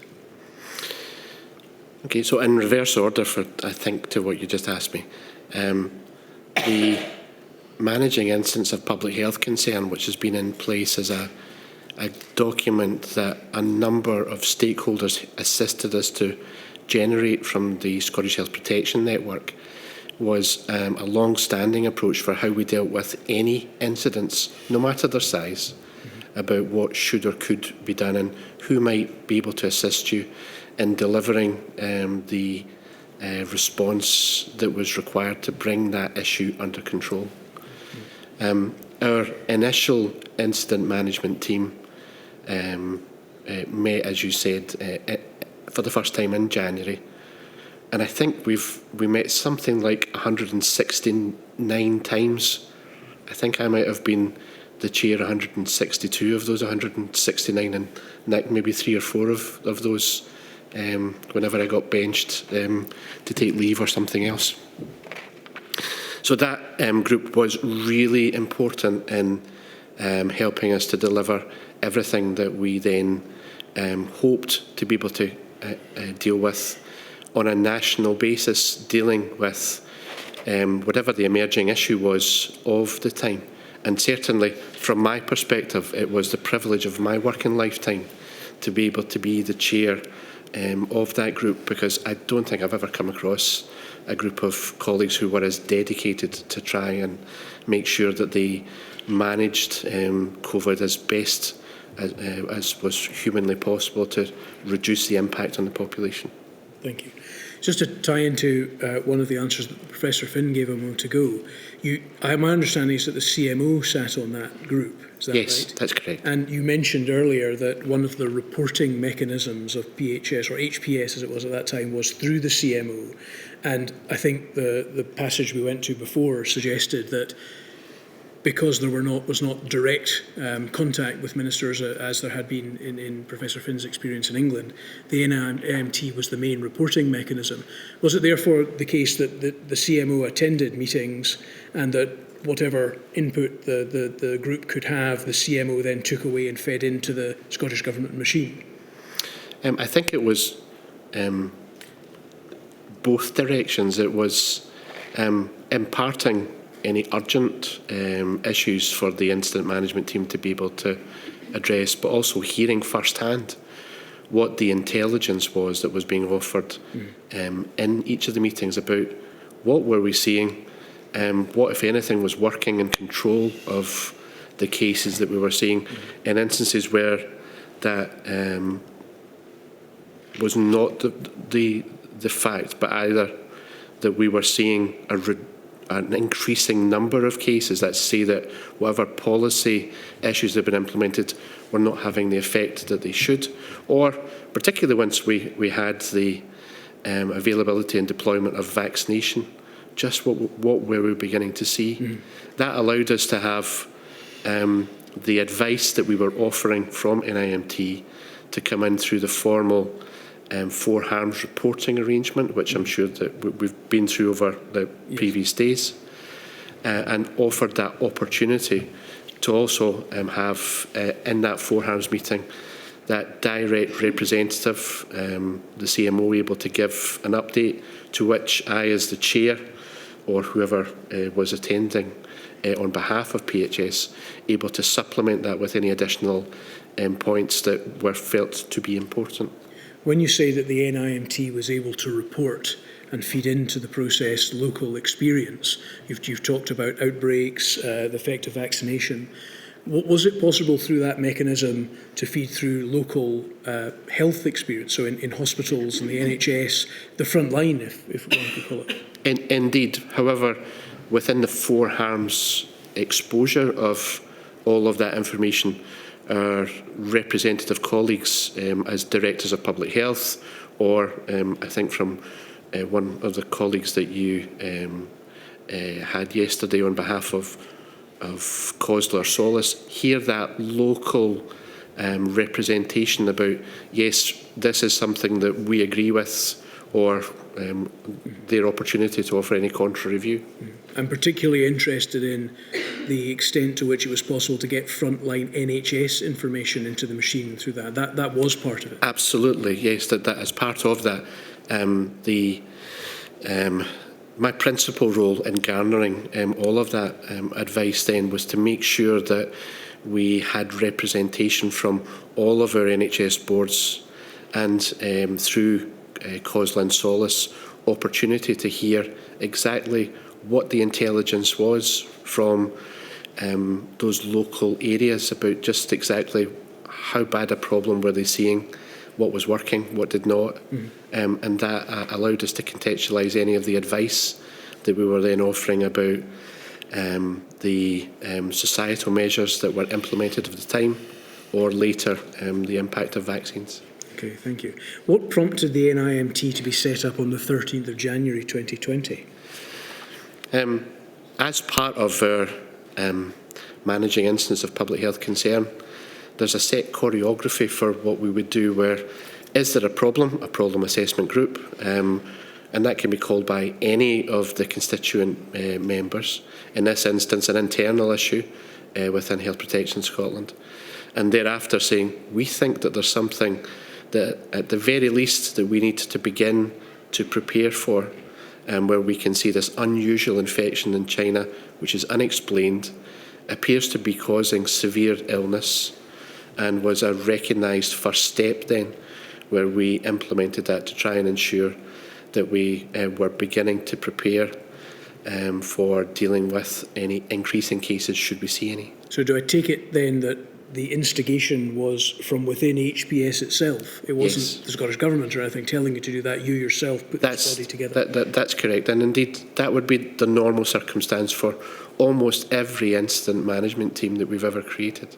What advice generally was being given over the period between January and February, to the end of February, let's say, through the NIMT to the government about the nature of the threat? So in, I think, almost a daily basis that we have opportunity through our national incident coordination to be able to meet with a variety of stakeholders, which included government, not just for the Chief Medical Officer who you've mentioned already, but also for a number of liaison colleagues within the policy side of government to hear exactly what was the feedback from our NHS board or indeed local authority colleagues about just what they were seeing. Now, I've already mentioned that early on that we necessarily were investigating any returning traveller who might meet a case definition, but the first identification of a new case for the first time in Scotland was not until the report on the 1st of March of 2020. So there was little local information one could give, but were you looking at other sources? For example, you mentioned earlier getting information from England or internationally. You obviously Indeed somehow found out about the virus from China in the first place. So what was the tenor of the advice about the threat? I mean, it seems that there is other evidence which is available to this this module from another epidemiologist who was expressing, he says, considerable concern about the threat over this period to the Chief Medical Officer. Was that the tenor of the advice being given by NIMT at that stage? Because obviously there was little local information. Indeed, I think across the UK, whether it was through Professor Woolhouse directly or whether it was from a variety of colleagues who were reporting to us, Professor Finn in his prior role, or indeed other colleagues in England, but also any feedback that we had from colleagues in the World Health Organization or elsewhere, where this distillate of information was demonstrating a picture of gradually escalating, a ramping up of concern across the month of January and February, particularly once we saw that this was not just an isolated problem confined to the shores of China, but rather one which was beginning to hit home, closer to home, whether that was Italy or elsewhere. So by the end of February, what advice had been given by NIMT about the threat to Scotland to the CMO or Scottish Government? That there was this gradual escalation of threat that we could see, and that the important grouping that we haven't yet moved on to consider is the advice that was coming through from SAGE, the Scientific Advisory Group on Emergencies, Yes. Along with any advice from the new and emerging Respiratory Viral Threats Advisory Group, NERTAG, both of which bodies I was sitting on. That international experience was feeding in through both of those groups and was being fed in parallel to anything that we were seeing locally, where that international concern, fueled by any of the modelling scenario output by SPY modelling group, was certainly very, very influential in describing what was happening abroad and what might happen next. Given that international perspective on the threat, which you're also part of, as you said, on those committees, what, and indeed your knowledge about epidemiology, what advice was being tendered at a local level to Scottish Government about the need to consider precautionary measures that would need to be taken? For example, the ramping up of PPE, the development of a testing regime during the month of February, let's say. Well, I think looking back on things, we had not the position that we perhaps enjoyed at a peak of where we were able to do 1 million tests a day, but rather that we had a limited number of tests from about the middle of February onwards, from February the 10th. Maybe we had the capability to offer something between 350, 375 tests per day from a new testing system that was available to be deployed. And I think that was reflecting in what we were advising, which was, we think that there is an escalating issue internationally. We, at that point, had not seen any human cases being identified in Scotland, but we had seen some cases identified in England, and indeed across the month of February we were aware of the first of the death reports that were beginning to come through about that. So the advice that we had then was, we need to be prepared to escalate. It was over to our government colleagues who, on a societal perspective, were beginning to put the machinery in place to begin to generate what the then taking us into, which is, and what should we do about PPE, which is already stockpiled?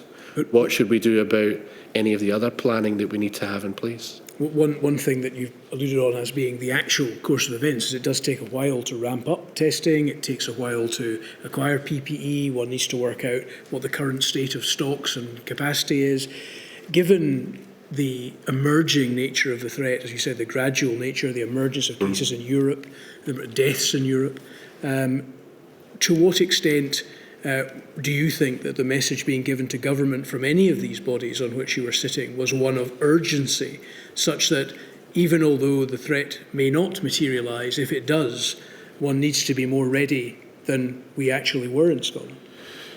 And I think that the primacy of the offer of advice here was one where we recognised that that prime influencer of what should happen next needed to be the SAGE group. They were informed by NERVTAG, informed by Spine Modelling Group, of course informed by any of the national health protection agencies across the UK, but the primary recommendations were going to stem from what our SAGE colleagues were saying. Is that because those bodies had access to the best available information?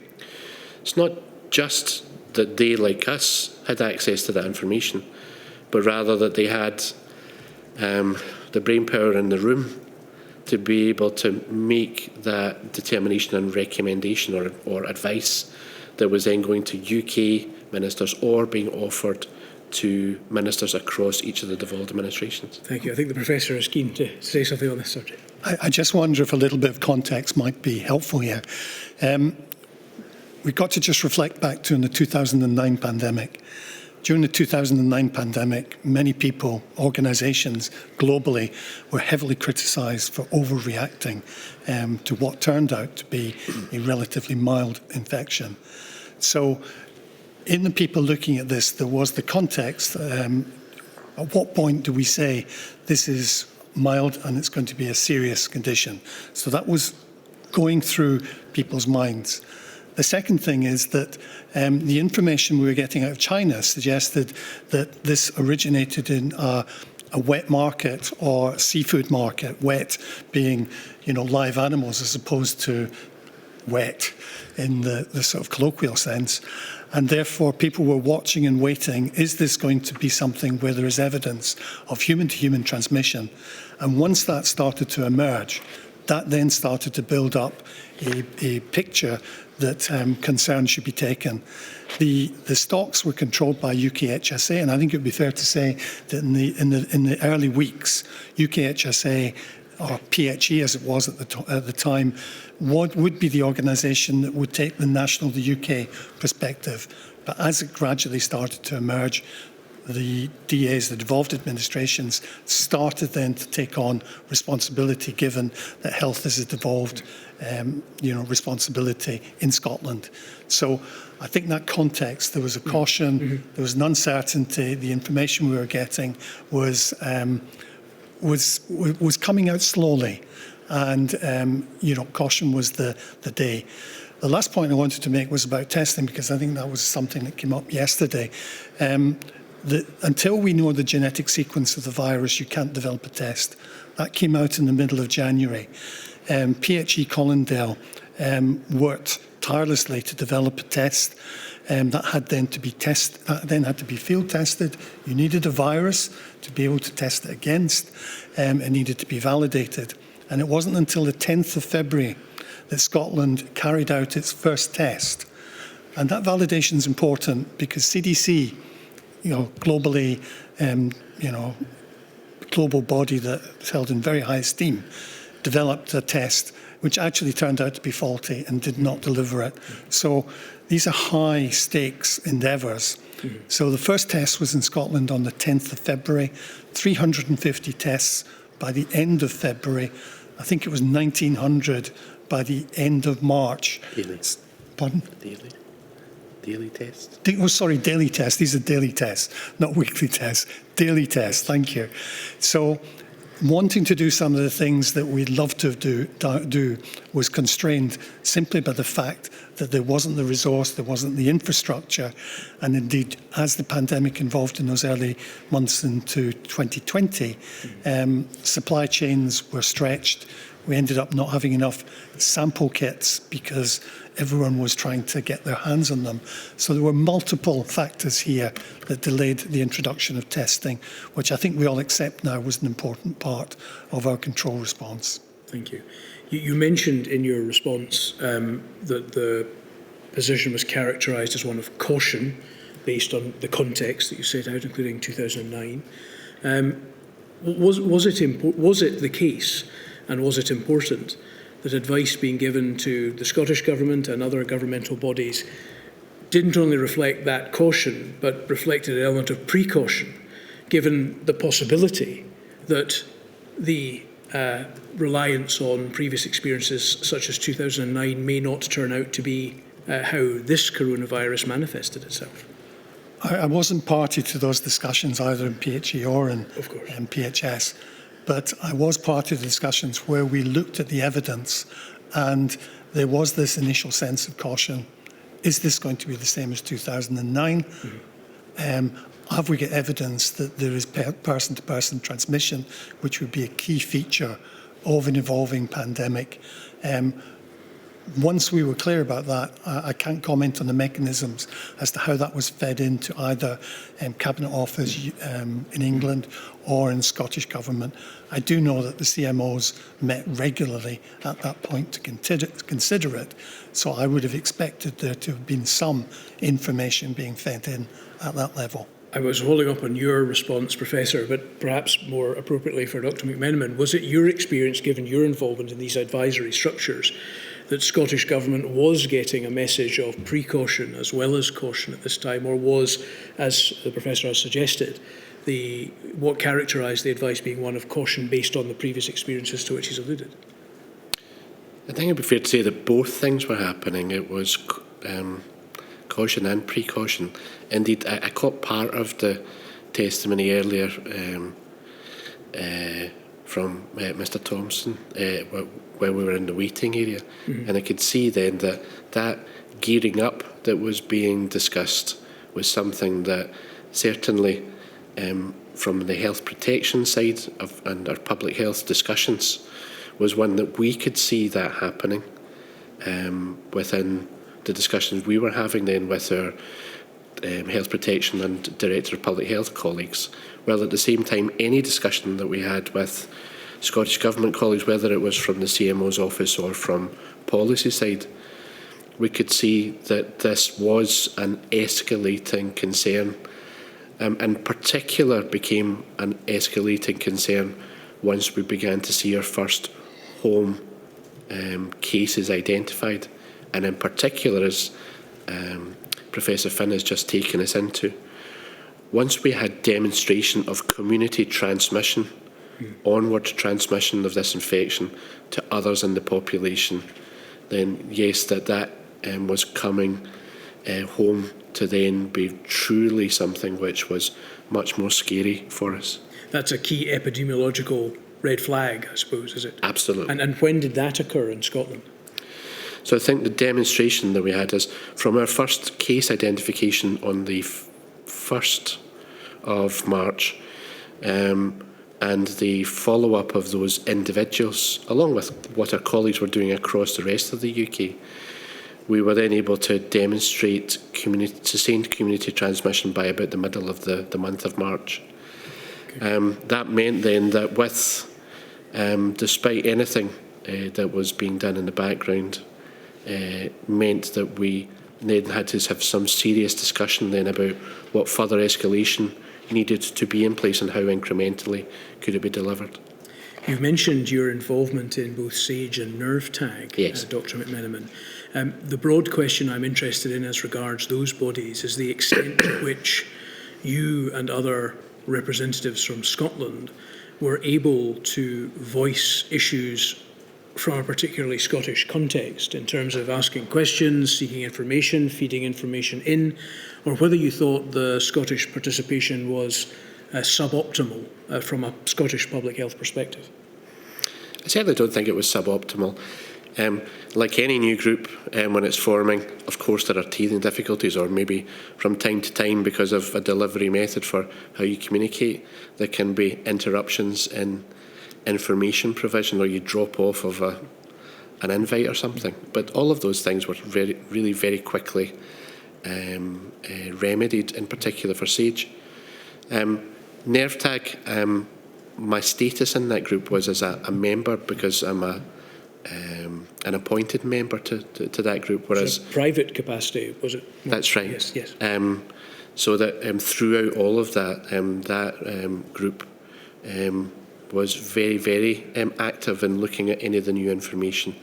For the SAGE status, I think I'm variably described either as a member or observer, but the key thing was that each of the health protection teams in each of the administrations, along with representatives of the chief medical offices of the UK and the policy side, were part of those discussions. And I think that was a full offer of observer status for those groups, and that I felt at no point any difficulty about being able to contribute, particularly when we had something key to raise, and that in particular when we began to describe the first of the vaccine effectiveness studies. That was very, very welcomed by that SAGE group, as we had something new and important, potentially as a path out of the lockdowns that had been in place, and relaxation of societal measures. Was that through the EVE2 project? Yes, that's correct. Yeah, we've heard some evidence about that already. My broad understanding is that was a project which was able to deliver early, very early, in fact, the earliest, I think, information about the effectiveness of the vaccines in February 2021. Yes, that's right. Because it was a mechanism that was able to access information quickly through its previous setup, if you like. Indeed, and that first demonstration of effectiveness of somewhere between 84 and 92% effectiveness for one dose of vaccine on a national basis was really important. And picking up on something that Nick said earlier, I beg your pardon, Professor Finn, that we had the forethought to set something up after the 2009 pandemic, which was now bearing fruit and was looking at the whole of the Scottish population to use information to be able to demonstrate that effect. Well, the EVE project involved reviving, I think, as you mentioned, a previous project and scaling it up, as I understand it, to be able to access a huge amount of information to inform us about the crisis. And therefore, it was in a position to be able to report quickly on vaccine effectiveness, as we've discussed. Was it a tool that was used in order to affect the real-time response, or did it merely use the same data set as was being used in order to inform that response? Professor Aziz Sheikh and Professor Chris Robertson, the key architects of this from the University of Edinburgh, and through Professor Robertson, who worked with us but is a University of Strathclyde Professor of Mathematics, it was using near real-time data to be able to demonstrate what our vaccine effect was, but also, even before we had vaccines, be able to say something about who is most at risk of the development of complications of COVID. The identification of those groups most at risk led to refinement of some of the advice that was then able to be offered on a policy basis. We were able to use that data set for validation of risk groups across the UK. And more than that, it's really important, and I think it's become important for everyone, that they have confidence about, is the vaccine that I'm going to receive going to make me unwell? And that it's important then we were able to investigate on a whole population basis things that might not have been picked up in any of the initial trials of vaccines, but because you were using a whole population, and even though you might have a rare side effect, something as 1 in a million, you're able to identify that using that whole population basis. But in the period before that, I think you identified that the the project was able to achieve research benefit which would assist the general pandemic response by identifying things through the researchers' efforts, such as particularly at-risk groups and that sort of thing, which might not have been something available elsewhere that Absolutely. didn't have the EVE 2 project. Absolutely, and that demonstration of the surveillance output and the evaluation of the health policy and health benefit of some of our routine approaches was then immensely useful, not just for Scotland, not just for the UK, but was internationally greeted with the broad consensus that this was a really dramatic development that globally was then captured in media reporting. We heard from Mr. Roger Halliday about the lack of research opportunities and access to data that might have benefited on a wider scale the pandemic response in Scotland. Would it be fair to say that EVE 2 is the exception to that proposition? Very much so. In fact, I think going much further than that is integral to what Professor Finn and I with PHS are looking at about what should be an important part of what Public Health Scotland is doing routinely in the future for the observations about the impact and description of risk factors, in particular looking at the health inequalities issues that our own organisation is trying to do to not only identify what the inequalities are, but to assess the interventions that are there to try and address those inequalities. Thank you very much. I believe, Milady, we are to have a short break at this stage for the stenographer. Because we may be sitting later, Yes. the stenographer literally just needs to move her fingers. A short break She gets at this very point tired. would be convenient. So I'm not going to go very far. I suggest other people don't go, and I shall return at 4:05. Thank you, Milady.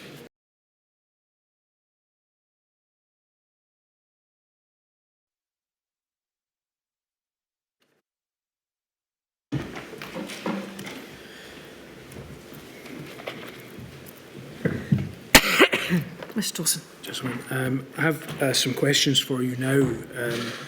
It's about two things that I think are related. Broadly speaking, early care home related guidance, but also something called the policy alignment check, which you cover in your statements. In relation to the care home guidance, we've heard some evidence about this already from Donald McCaskill of Scottish Care. And I think it fair to say that our understanding of the responses you have provided in this area is that, as per your general position, Professor Finn, you have provided a corporate response, but were not part of PHS at the time of the early pandemic. And Dr. McMenamin, your position, as I understand it, is that care home guidance was not a matter that you had direct involvement in. There were others who dealt with that, but that very helpfully, you have attempted to answer the question by looking at contemporaneous materials to assist us as best you can with the thinking and process behind care home guidance being issued over that early period.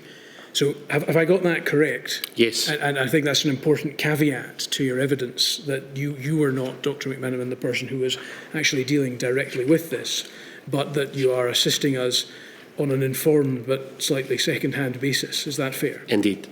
Could I just ask you, first of all, about aspects of your statement to do with the concept of the policy alignment check? In particular, Dr. McMenamin, you raise in your statement at paragraph 50.8 some of the challenges that appear to have been experienced by HPS in the early stages of the pandemic, trying to reach consensus in a timely manner.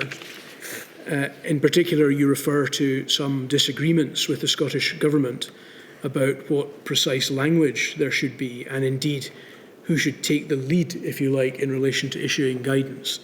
I wonder if perhaps in the specific care context, but more generally, you could explain to us the issues that were experienced as you understand it by HPS and subsequently PHS in that regard. Guidance spanned the period from March of 2020 onwards. My colleagues within HPS and then PHS from the 1st of April were then working collaboratively with a number of stakeholders to look at whatever guidance was required in each setting. As you might have already gathered, that increasing appreciation about what steps would need to be in place, particularly across the month of March, as we began to appreciate just exactly what we needed to plan for COVID, meant that very rapidly we were trying to come to conclusion about what initial guidance might be provided. So, for example, for care home settings, a provision of an initial response in which we were in liaison with Scottish Government trying to rapidly pull something together for advice. That is something which Professor Finn and all of us working in health protection are very familiar with whenever you have an initial incident response, where you often are giving completely unacceptable timelines to colleagues to rapidly contribute to information, recognising that you'll do the best that you can for the maximum good within the time available to you, knowing that you may yet have opportunity to come back under current revisions over the course of the rest of that month or later, to try and identify any further wording change or incorporate any of the new things available. And in particular, we've already begun to talk about what the testing challenge was for us, in that the number of tests that were available per day, talking about the most good that you could make of those tests, was something which was incredibly clinically challenging. You might imagine if someone is being managed in an intensive care or in a hospital bed, and that clinically there are some decisions to be made about what medicines, etc., that they're receiving, that having priority for testing in that limited testing environment available to you becomes important, as is the investigation of incidents and outbreaks. That meant that it's not just our colleagues in Scottish Care, but in fact everyone involved in that process who's then saying, what can we do to improve the availability of tests? We might recognise that we might not have them this very moment to be able to help with the care home setting, but what can be done to maximise our availability of those tests, and recognise that, in fact, that as it turned out later, that we began to incrementally introduce those tests, not just to the individuals receiving the care, but to staff that were also involved, to try and make sure that we, as it became available to us, could manage that risk. You've helpfully told us about the prevailing circumstances with regard to care home guidance. In trying to combine two topics at once, which was my fault, I don't think we've heard from you about the influence, if any, of the policy alignment check, particularly on the care home guidance in March. Is there, based on your researches, an effect on the quality or timing of that guidance being provided by HPS? Forgive me, but it does sound as though there might be a misunderstanding about something. Thank you. I think within and I'm straying into territory for Professor Finn, in the corporate response that we outline, the policy alignment check and the arrangements for that were really something which stemmed from the middle of May onwards, rather than in this initial period that you're speaking to for care homes, was something which we were looking at from the middle of March onwards. Right, so that it wasn't an issue. It was simply because there's a sentence in the corporate statement that suggests that the PAC process, the PAC process, was a direct consequence of the NHS in Scotland having been placed on an emergency footing during the period from March 2020 to April 2022. But that may just reflect the entirety of the pandemic. It may not be that March was when this was actually an operative issue. I think I would understand that the key point that's been made there is that rather than Public Health Scotland or their predecessor HPS being the key body who was responsible for guidance. It changed potentially as of those emergency powers coming in, because the primacy about who had control about the final bit of sign-off then becomes the Scottish ministers. And that is a key distinction to make between the period before the institution of the emergency powers and the period that preceded it. So let me just get this right. The emergency powers came in Scotland on the 26th of March. Yes. Which, by your interpretation, means that that was the point at which the Scottish ministers took responsibility over lockdowns, restrictions and the like. Well, they always did have control about that, but rather that they, for guidance purposes, what I'm talking about here, that they had the final say about what should be communicated. Right. And communication then, as a key part of what you're trying to do with guidance, was then their responsibility. So that's not to say that, of course, our government colleagues didn't have a significant input to anything that we said about guidance as one of our key partners in that period before then. Prior to that period, the 26th of March, HPS would, in consultation with others like the government, have issued guidance of this nature of its own, by its own action.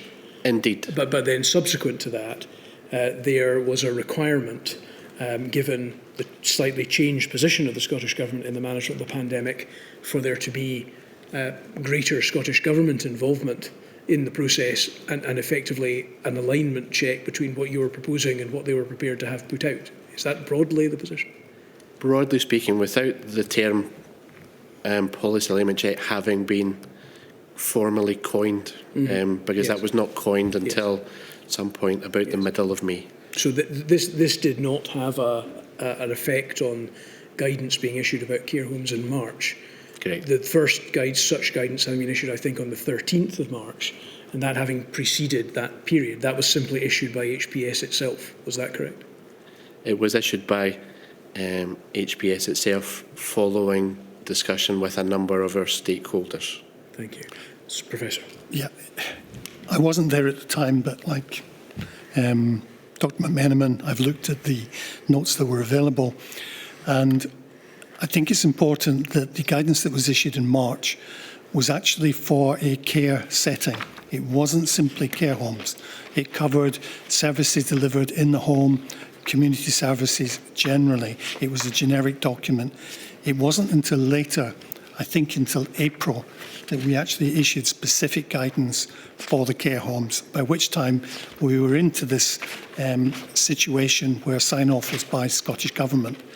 The policy alignment guidance was absolutely key to taking forward guidance, because prior to that time, the challenge that we had was trying to get agreement and trying to get guidance out in a timely fashion.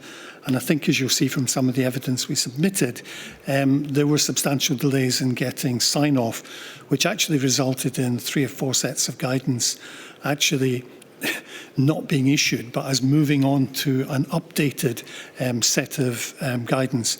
So the whole idea of the policy alignment is to try and speed up, make the process more efficient, and to address any concerns. I would say that there was an analogy with Public Health England, where we had something called the triple lock, which was an attempt to try and make sure that the organisations were all aligned, and so that any guidance that was issued, had the support and clarity from all organisations. Could we look, please, at INQ 000101020?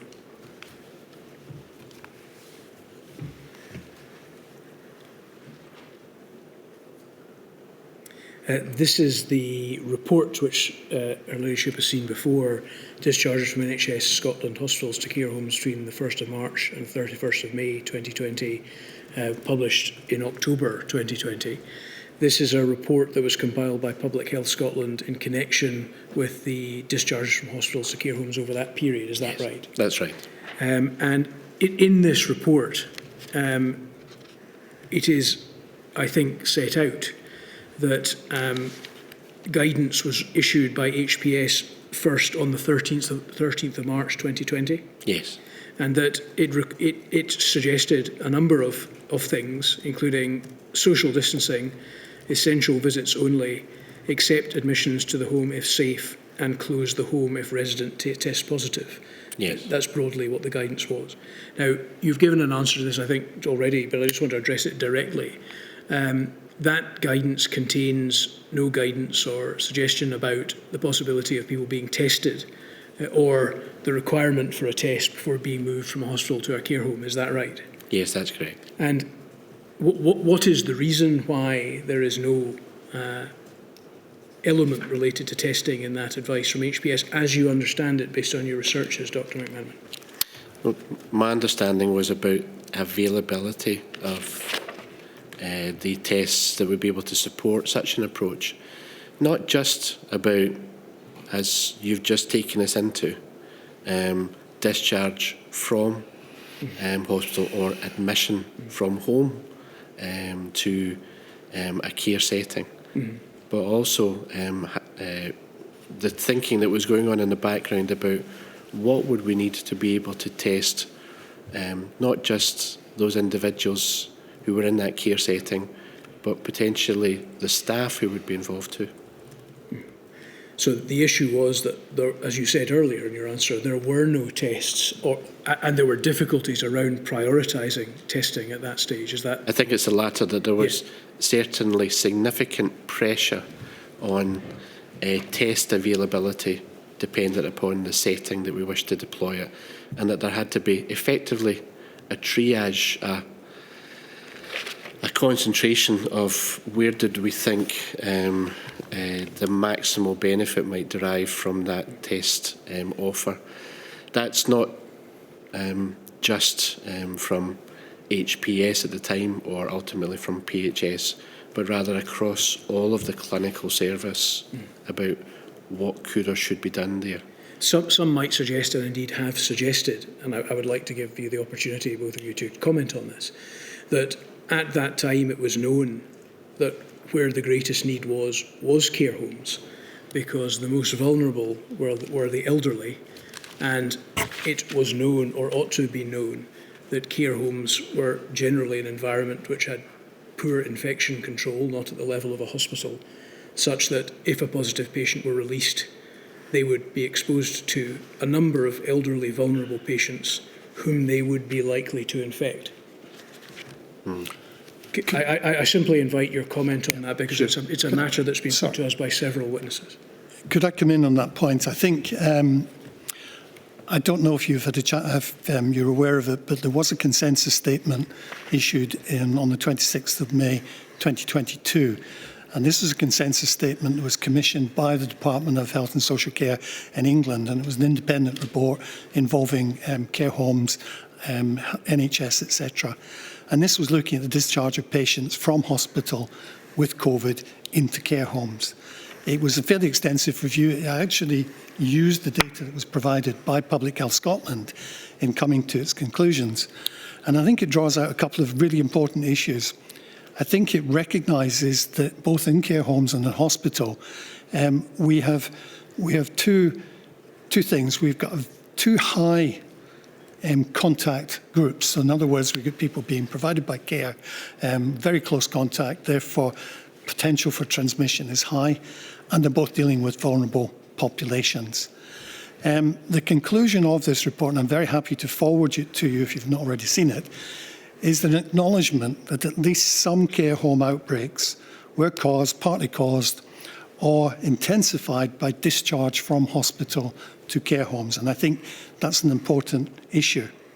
They also identified, as was the case in the Public Health Scotland finding, that there is an association between care home size and outbreaks. So in other words, the bigger the care home, the bigger the interactions, the more potential for outbreaks to occur.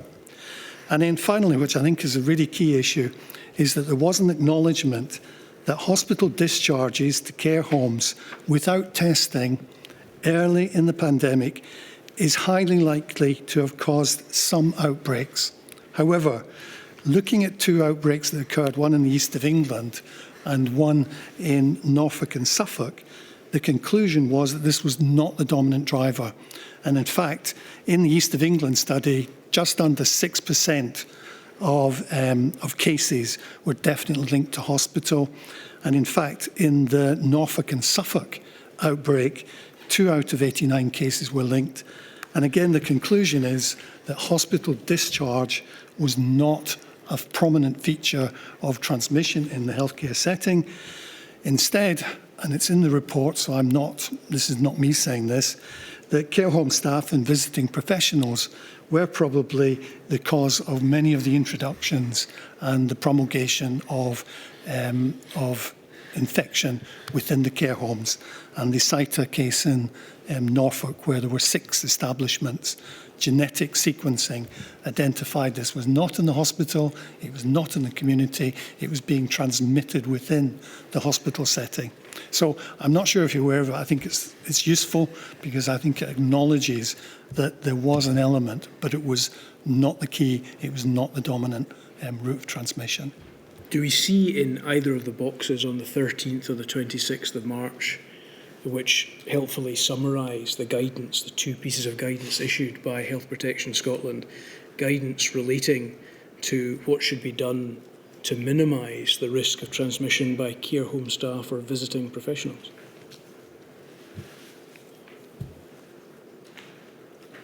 Sorry, I didn't. For visiting professionals? Yes, I'm quoting what I understood Professor Finn to have said was the predominant cause of the transmission. Yes, that was the conclusion from this consensus But group. what I'm asking is whether any guidance was given by this public health body to try to minimise that route of transmission at that time. If you mean... Because I don't see it in the boxes. That's okay. The context here was regarding the care homes, which is what you've put up on the screen.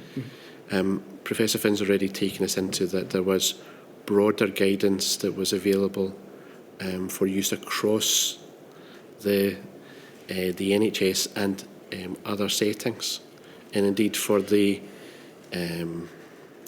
clinical management of individuals in the community. I think that the guidance was perhaps updated 5 times across the month of March. I'm not quite sure across the month of April how many times, but perhaps either Professor Finn or myself would need to come back to you about the detail of that specific question that you just asked. It doesn't appear in those boxes. That's correct. It does not appear. Yes, and just to be clear, there was a second guidance, I think, issued by HPS on the 26th of March. Did your researchers, Dr. McMenamin, reveal why it was that a second piece of guidance was necessary at that particular point? There was a significant change, obviously, on the 21st of April, but why was a second guidance issued at that time? I think it would be fair to say that I've just covered part of that by saying that each and every opportunity was made to update any of our guidance, and that there were 5 updates to that across the month of March. Forgive me, but I don't know what the driver was for the second clinical guidance. But if you don't know, because of your limited involvement, I understand that, Dr. McMenamin. The other major element of these guidances, other than the fact that they don't require negative tests, or as was subsequently the case, 2 negative tests before a patient or a resident would be allowed to be transferred from a hospital into a care home, is that the infection control measures and social distancing measures which are recommended here are, according to those who work within the care profession, completely unrealistic. For example, essential visits only is simply something that many care home patients, many of whom suffer from dementia, is simply not something that is tolerable. Simply also the vague suggestion that there should be social distancing in a care home with many patients with dementia, for example, is something at the very least, if not impossible, it is something at the very least on which further specification would be required.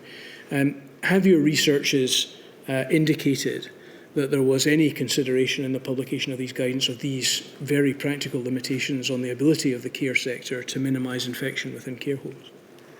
I think certainly from what I've been able to see as communications in the background, and from my own recollection of some of the discussions with colleagues at the time, of course, all of those considerations were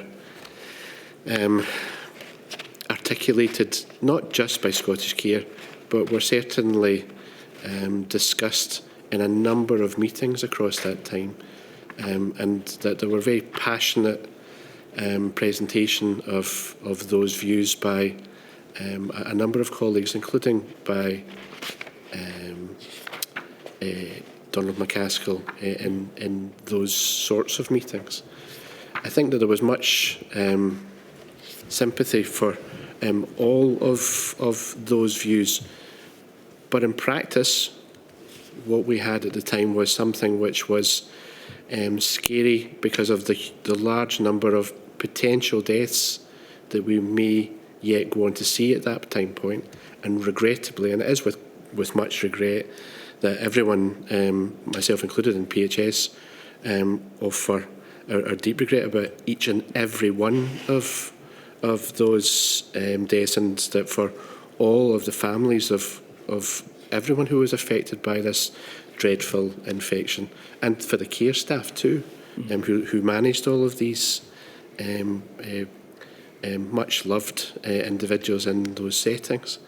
I think it would be certainly an instinctively human reaction that, of course, all of those things were being considered in each of those settings, but the key driver was do the most good that we can.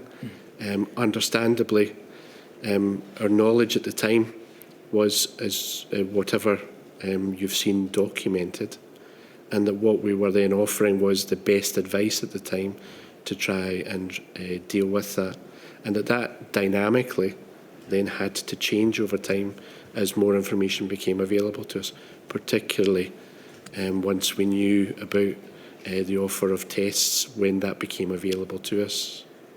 Are there any, given your answer and what we've looked at, are there any elements of the public health services and Scotland's role in providing guidance and support over this period that PHS, as kind of the legacy body, is able to identify?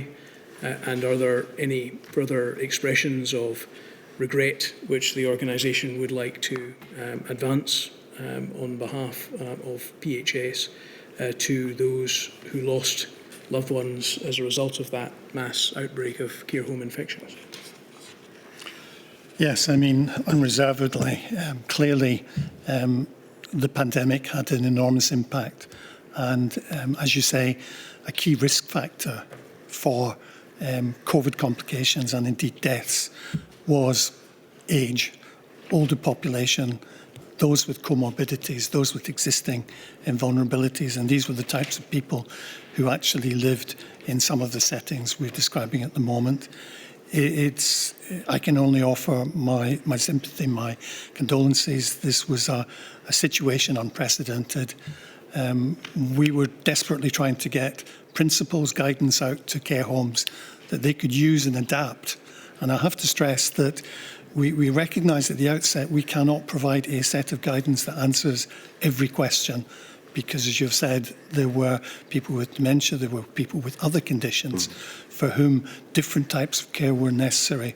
So what we tried to produce were some principles, some key pieces of guidance and advice that could be adapted and used in the healthcare setting, in the social care setting, where the people looking after those people had a greater insight into what they needed and how to adapt those principles in a practical and sensitive way. So yes, my condolences on behalf of the organisation to all those families and individuals who suffered. Well, one further thing perhaps to add is you may recognise from the evidence that we've submitted, Public Health Scotland's role here is in provision of guidance. It's our local authority and NHS board colleagues who had the relationship with the care homes. And as Professor Finn has just taken us into, that opportunity for those offering care in the community was to make a dialogue with their local health protection teams and their public health departments to go through any issue that they had. That was certainly a really important thing for those departments to be able to collect any of the valuable intelligence there and share that. And indeed, the very welcome component of Cabinet Secretary announcement also was the role to try and coordinate activity by the Department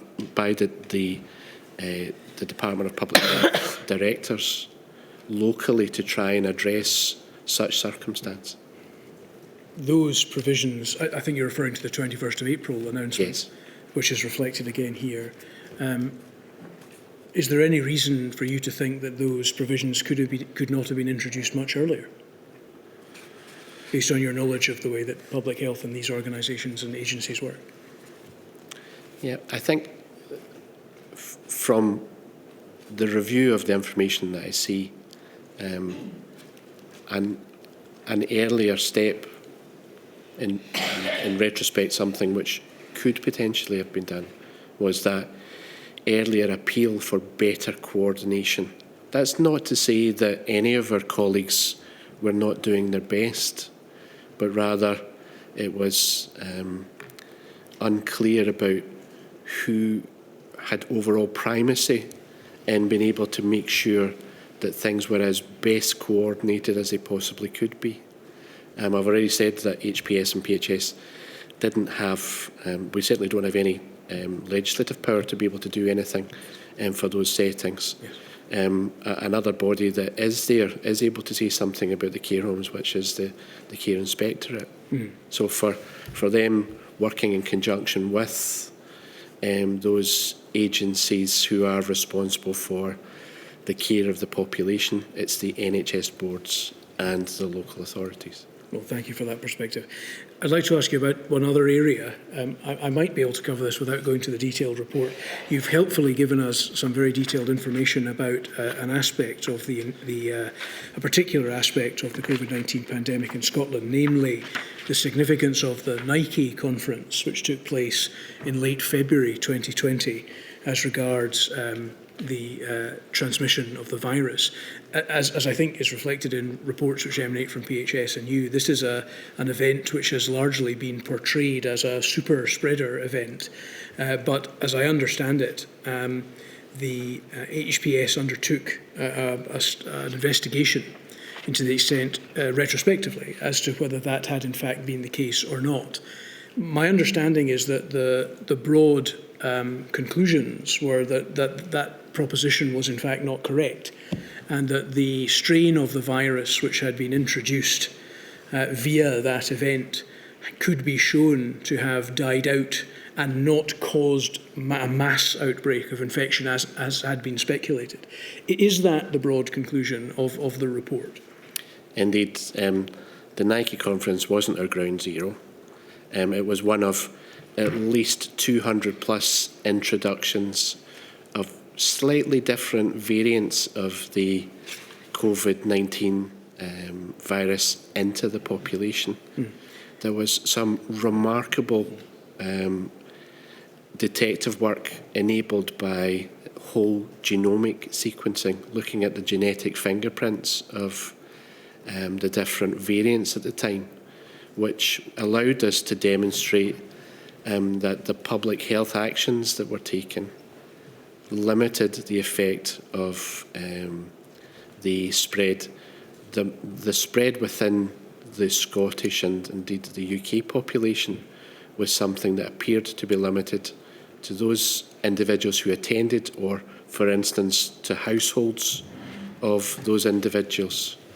And that certainly meant that we instituted a number of local actions to deal with that. Mm. It's certainly fair to say that was certainly assisted later by what we then have all come to see, which is either for Scotland, the rest of the UK, or internationally, across the month of March into April, all of the societal measures that then kicked in to try and limit the spread of infection. But we've certainly not seen recurrence of any of that infection. It was that aspect that, not so much relating to the particular conference strain, but the wider investigation that I was interested in, because I think what the report shows is that in Scotland, on at least 283 occasions during March and February, SARS-CoV-2 was introduced into Scotland. Yes. And that there is, in fact, a separate estimate from another group of 307 over that period. Yes. And that the lineages which were introduced over that period could be traced to mainland Europe, particularly Spain. Is that right? Well, I think particularly Italy, Spain and other European countries. Yes. Thank you. Spain is just mentioned, but that it is effectively from continental Europe where COVID came into Scotland over that period. Is that what we think? And the study also helpfully indicated that there was community transmission which was likely to have occurred in Scotland undetected up to 1 to 2 weeks earlier than the first detected case, which was on the 1st of March. Is that right? Yes. And also it suggests that considering the 14 to 28 day incubation period before seroconversion, the report concludes that it was likely that the virus began circulating in Scotland in late February 2020. Yes, on that basis. Yes. So it's a helpful indicator as to what was actually going on at that time, although, of course, unknown. Indeed. Could I ask you about one further aspect of that? Dr. McMenamin, you have in your report some observations. Another aspect of the Nike conference which has caused some degree of public consternation is the fact that information relating to it, which was available to HPS in its investigations, but Scottish Government and other agencies, other public agencies, was not publicised at that time, in which I think created or contributed to the creation of an apprehension that something was being hidden from the public and that it was significant in connection with the way in which COVID spread in Scotland. You suggest in your report, I think, that there are some positive public health reasons for not publicising the name. I think they include at least your experience that if one does release details of things like that, that might reduce the willingness of the agency involved or the company involved to participate in initial investigations, which you have said are important. Is that broadly correct? That's correct. And would it not have been possible, however, to try to find a middle ground? Because the public health communications policy of the Scottish Government subsequent to this was based very much on the idea that the Scottish Government was being honest with the people of Scotland. And the Nike conference experience, in many eyes, soured that relationship and meant that people did not trust the Scottish Government.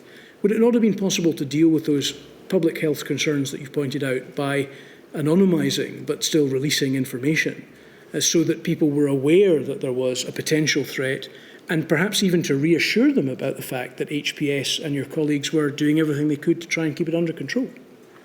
So in retrospect, yeah, that's one certain area that it could have been done, but with the agreement of the Chief Medical Officer of the time, they agreed with their conclusion, which was to keep the information as it was. I do take your point that is a really important area of keeping the public with us in any of our communication, and certainly our government colleagues were supportive of this at the time too. Thank you very much. Just bear with me 1 second.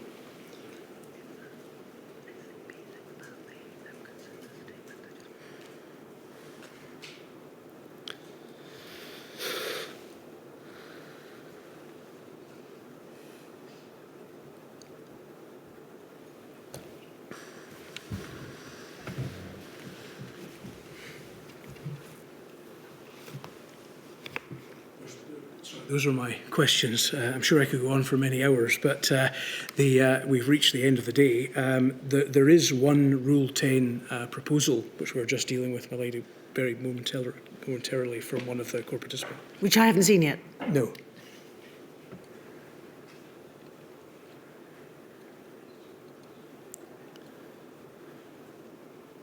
Are you the source, Ms Mitchell? I had assumed that that would be sent. I had checked it was sent to the right box. 2 in the 1 day, my lady, but it's just that I had an opportunity that my learned friend didn't have to look at the document that was being referred to by Dr Finn in relation to outbreaks. And the report, ask your question, Ms Mitchell. I'm obliged. I think it's very good. I'm obliged. I'll be very, very quick. The report you referred to, just so we can be clear, I'm talking about the right document, is the consensus statement on the association between the discharge of patients from hospitals and COVID and care homes, published 26 May 2022. Is that correct? That's correct. And you clearly have a detailed knowledge of that report. The report indicates that in relation to the data from which the information you gave about discharge into care homes, that has some important limitations. Is that correct? Yeah. And can you identify what those limitations are? It would be easier for me to point them out to you at this time of day, perhaps. Well, I'd be happy to take it and give a fuller response. Well, if perhaps I can just put it this way. The limitations are, I think, broadly speaking, twofold in relation to the data.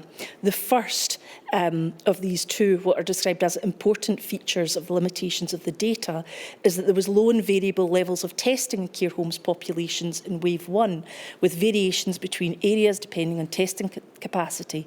Typically, symptomatic residents admitted to hospital were tested, but asymptomatic residents who were admitted for other reasons were not routinely tested. So there was a testing problem. If you couldn't test, you didn't know where COVID might have come from. Is that correct? Well, yes, generally, but the 2 instances are cited where the study was carried out in the east of England, where they were able to demonstrate that 6% of cases were linked, and that is where whole genome sequencing would have been an important component. And the other one was an investigation of 6 establishments that were linked in Norfolk and Suffolk, where again 2 out of 89 were linked through this genetic fingerprinting, which was able to say these were exactly the same strain, and there was nothing in the community that we were aware of, and there was nothing in the hospital. I think what these are is a consensus statement. These are a group of people, both NHS, social care, scientists, and this is their conclusion, looking at a number of different studies. And yeah. And indeed, their conclusion, that the first part was that all analysis of the impact of hospital discharges are limited by 2 important features of the available data. The first, which is identified. The second, which is no UK country can easily and completely identify who is resident in care homes or who is discharged from hospital to care homes, because sometimes the addresses weren't changed. So that is another limiting factor of the data. And in fact, the report ends by saying none of these problems are fixable retrospectively, meaning that all of the analysis done are based on data that are less than ideal. Is that correct? That is the conclusion of that group. I would add, though, that they additionally looked at international studies which actually supported the findings of their conclusion. So I go back to it's a consensus group. I'm simply reporting, and I think it would be obviously relevant to this inquiry that they had a copy of that report, given it does highlight some of the issues that I think have been raised elsewhere. I'm obliged. Thank you very much, Ms Mitchell. Thank you, Mr Dawson. Thank you both very much indeed. Thank you second time, Dr McMenamin. I'll try not to call you in every module, but thank you for your help. Thank you, Professor, for your help too. And I hope that people get as restful a weekend as possible. And I will see everyone at 10 o'clock on Monday. Thank you.